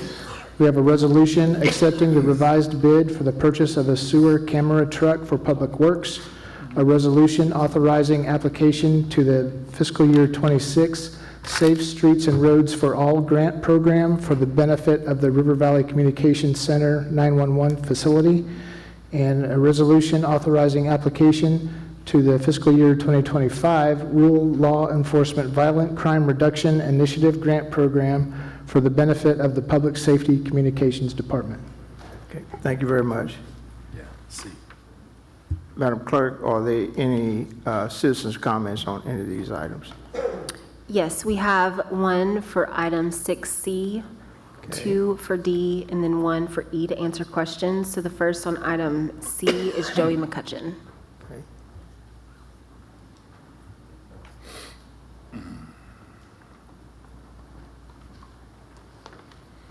So I want to talk about Miss Laura's. It's a symptom of this city's problems. Number one, let me talk about two things, priorities and history. First on priorities. First of all, with respect to last polling, it sounds like another great opportunity for the mayor to get another free trip or Mr. Rigo or one of the board members over to Poland. So let's get that passed tonight. But priorities, we'll spend all this money on Parrot Island, yet we will let our history fall in. We need to preserve our history, the good, the bad, the ugly, the history that you don't like, Mr. Good, like a Confederate monument, Mr. McGill. I support a hospital for African Americans, and I spoke on that. But you come to me wanting to take the Confederate monument down, you and Mr. Gefkin. So we need to respect all history. Because what would happen if a citizen over on the north side of town let their property get in a state of disrepair like you did with the Miss Laura's? You would call neighborhood services on them. Or does that not apply when it's in the CBID district and the downtown dudes? Why aren't the downtown dudes in your ear, Mr. Kemp? I mean, the thing was falling in. I went out and took pictures of it. We've budgeted all this money. It's priorities, and we've got a lack of priorities. We'll spend $6 million on water slides, but we won't spend the time to repair siding. And that's disgusting. So let's respect all history, Mayor McGill, all of it. The good, the bad, and the ugly. Yes, sir. Did you have a comment? I doubt it in public. We had our meeting, me, and Mr. Gefkin, we had our meeting in the Sebastian County Courthouse in the big room. Remember that day? What does this have to do with item D? It has to do with history and a respect of history, Mr. Rigo. Well, number one, and let's not pick and choose. Number one, I don't think Confederate history should be respected. And number two, number one, is about all history should be respected, like or we're going down the same Why path. are you yelling at us about something we're voting on that does what you want? Because it's taken you forever to repair the history of brothel. Maybe the downtown dudes didn't want a brothel downtown because it might give us a black eye. Point of order.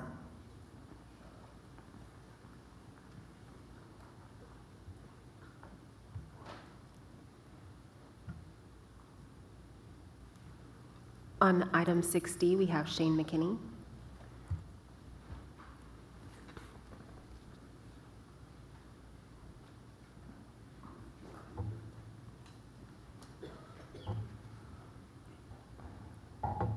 So I just want to thank everybody for putting the effort into saving Miss Laura's.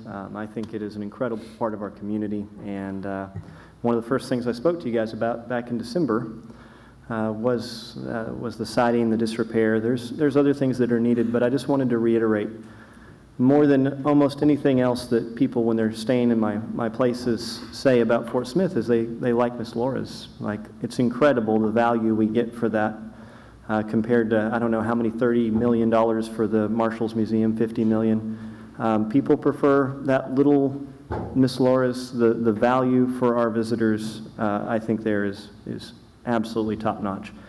I think we should look at also how low these quotes came in compared to what we had budgeted, and consider how could we use some of the other money that was budgeted towards that to possibly improve other functions of it. I don't know what other needs they may have, but I think it's a great site. I think it's worth investing in, and it's pretty economical. I mean, when we're looking at a budget that's, what, $300,000, that's I think for city value to what it means to visitors and what it means to the memorability of staying here, I think it's great. So I'd encourage you guys to look at what else we could do for them with the rest. So I'll just say to that, we still have some parking repair improvements that need to happen at the museum, and that's what the balance of those dollars are for. We needed to rebid that part of the project. Okay. We did have Mr. McCutcheon signed up for 6D. He just spoke. I spoke on item 6C. He signed up for C and D. He just spoke on it. Okay.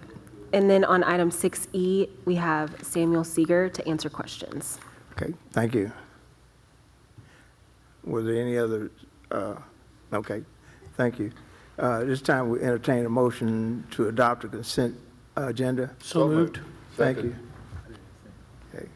Did the board pull any items? Not pull? No, sir. Okay. I apologize. Who seconded? Director George Casavage. Okay. I Okay. apologize again. Who made the motion? Director Okay, Kemp. thank you. If there are no further comments, Madam Clerk, please call the roll. Director Settle? Yes. Martin? Yes. Rigo? Yes. Good? Yes. Kemp? Yes. George Kitsavis? Yes. Christina Kitsavis? Yes. Passes 7 in favor, 0 opposed. Okay, thank you very much. This time we go to the officials forum. Again, let's keep our police officer in our prayers, and our police department, and all of our emergency service workers. Let's see. This time we will go to Director Neil Martin. You want to start us off? Yeah, I would like, and I'll try to be brief here, I would like to study whatever we need to do to change our water and sewer billing from CCF to straight gallons. It's very difficult to compare and contrast with that 748 gallon CCF thing. I would like to explore the option of billing straight gallons. I think that potentially makes it easier for our residents to understand their billing. So I would like to do that. I'll second him on that if we need to bring it to a study session or what we got to do. Very good. That's a good idea. Very good. Second, I spent some time with our fire department a couple weeks ago. Sarah Harrison, I think she's here, and I went down to spend a day with the fire department. I would encourage everybody to do it. It was really cool. We talked a lot about homelessness down there, and just the challenge and the many hours and dollars that are associated with homelessness, calls related to homelessness and things like that. We've heard a number of times, and I don't know if we've necessarily had it verified. We've heard a number of times that entities, municipalities are dropping people off in Fort Smith with no real plan for them, with no home for them, no place for them to go, and ultimately they go to the homeless shelters. I would like to discuss or talk about if we find an entity or a municipality outside of our city sending people here to get rid of a problem on their side, whatever that is, that we begin fining those entities or municipalities from doing that. You know, we talked about not criminalizing homelessness. We don't want to criminalize homelessness. It's not illegal, but I think we need to look at investigating those entities that are sending people here and putting stiff fines on them. Joplin is doing this. And I think it's something we need to explore ourselves. Not saying we start now, but I'm saying that we need to look at it and see if that's a way that we can decrease some of the, what we hear is cities are sending their problems over to us. And I don't think that's fair for our citizens and our residents to have to pay for those services and those types of things. So I would like to explore the option of fining entities, municipalities that do that. I don't know what the legality is, but we've got to find solutions for some of this. I'm okay with bringing that up, but I would ask if you're okay with it.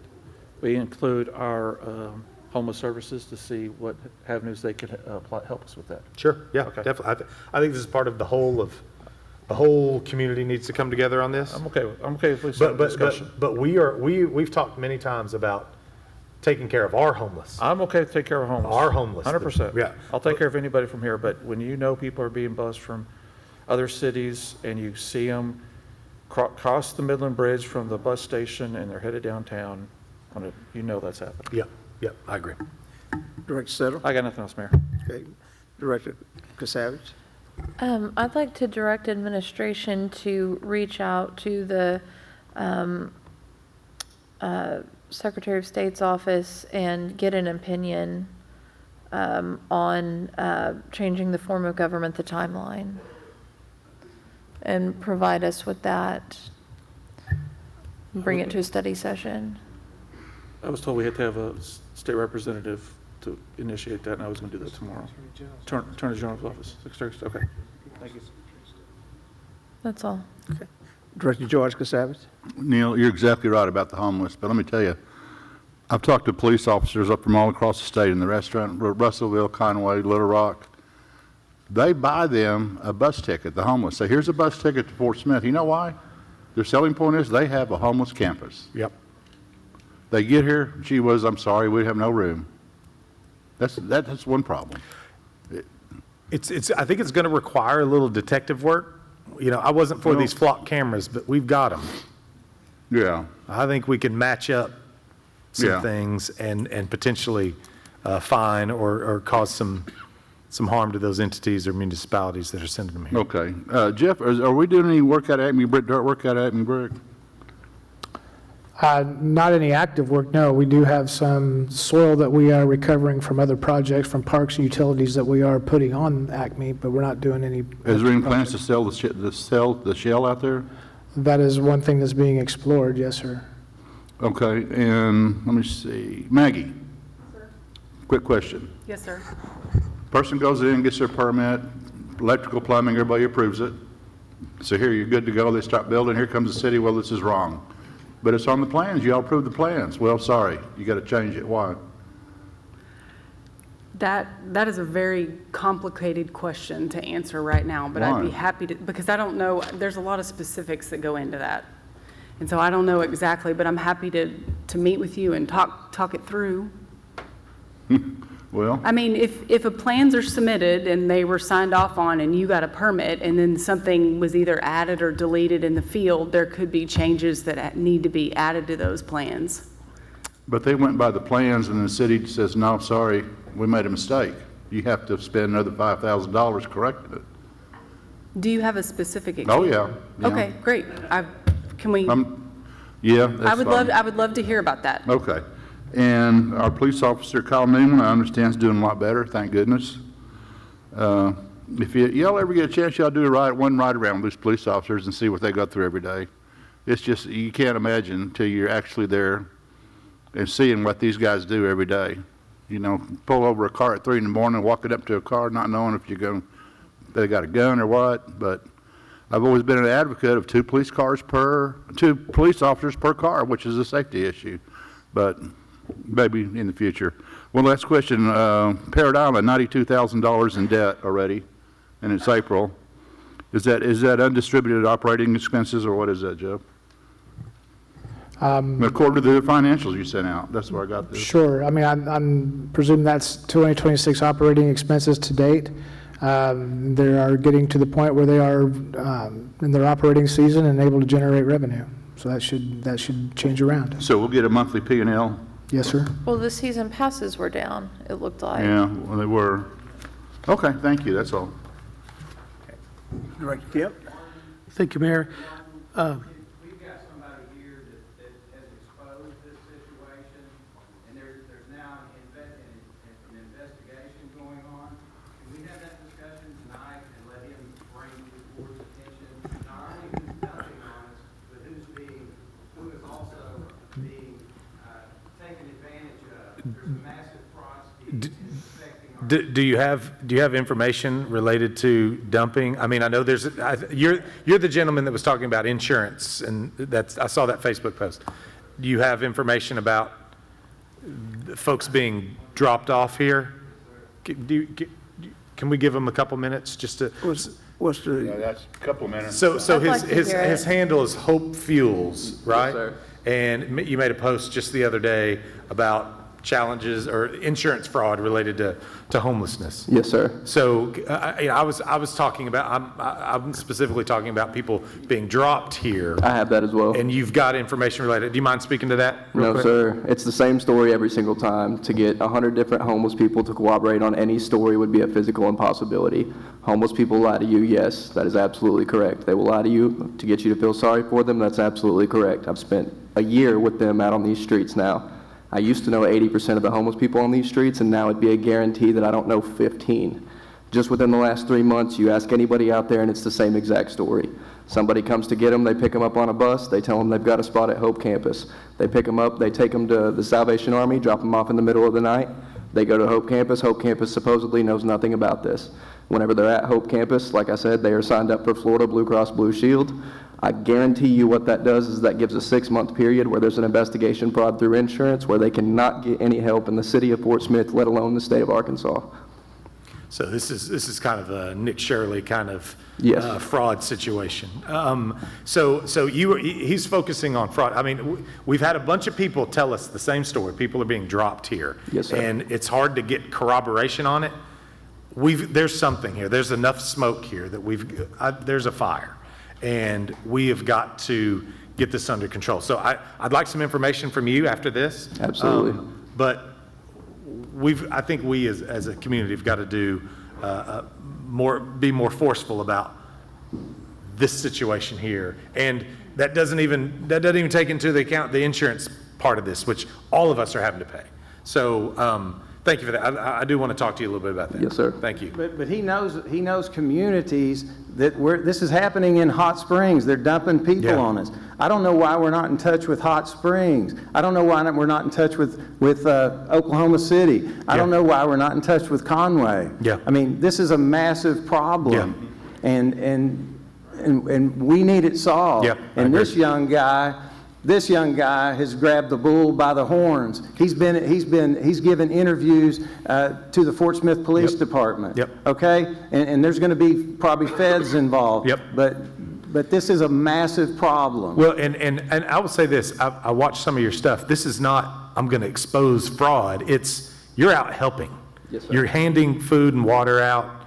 That's the whole point of this. And I think finally, I just got a sense that you're like, I've had enough. I've gotten 4 people off the streets this year alone. Yeah, yeah. So I think this guy does really good work from a good heart, but he sees people taking advantage. Yes, sir. And we've got to get this under control. We really do. Thank you, sir. What's your name, by the way? Dakota. Dakota. Yes, sir. You willing to share your last name? Palmer. Dakota Palmer. Yes, All sir. right. We'll talk, Dakota. Thank you. sir. Director Kemp? Thank you, Mayor. I don't know if I see Chief Baker in the room or if he's already slipped out. I had a question for him, but he probably slipped out. Okay. I do want to have a study session on this potentially then, unless there's an answer from administration tonight. But my conversations with him was, because my thoughts and prayers go out to Officer Newman, and as I was talking with him on the phone, I was asking about, are we going to be taking care of him? And then it was expressed to me that he has to take sick leave and expire all his sick leave and then go through this process. And I would like to make a motion that we have a study session and a review of our policy for all our first responders. If they're hurt in the line of duty doing their job, they should not have to use sick leave. time. I agree. I agree with that. That is Third. And so, yeah, I just. Is he on, this is going to sound really, is he, well, Yeah, I just want to pick it up. I don't think any firefighter, any responder, any policeman should have to be taking personal sick time. My thoughts and prayers are for Officer Newman. I'm really encouraged by this community and how they have come around and done fundraisers to support him. And I just hope that we as a city staff would continue on the normal pay structure for a first responder during their time until they get a doctor's release. Thank you. That's all. Director Good. Thank you, Mayor. I'd like to thank and congratulate the Lau community for a successful community event that they hosted, as well as the Fort Smith Boys and Girls Club for their recent community events. Thank them very much for putting forth the efforts to bring the community together. Director Rigo. Thank you, Mayor. I just wanted to send out a quick congratulations to my nephew who graduated from Christ the King School this evening. Okay, thank you very much. Mr. Dingman, you're recognized. Just to the board members, please keep Friday, June 26th clear on your schedule for a strategic planning workshop. We'll get the time and the location. I will just tell the staff that I will be leaving. If I can go, I'll be leaving at 1 o'clock that day. Regardless, I have to leave at 1 o'clock. Okay. And then the city offices will be closed on Monday, May the 25th, in observance of Memorial Day. Mayor, could I say something real quick?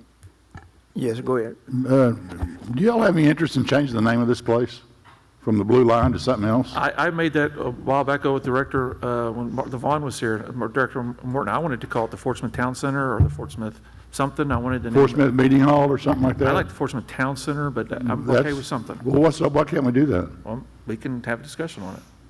All right. I'm fine with that. Okay. Okay, thank you. If there's nothing else to come before the board. Motion to adjourn. Motion to Thank adjourn. you.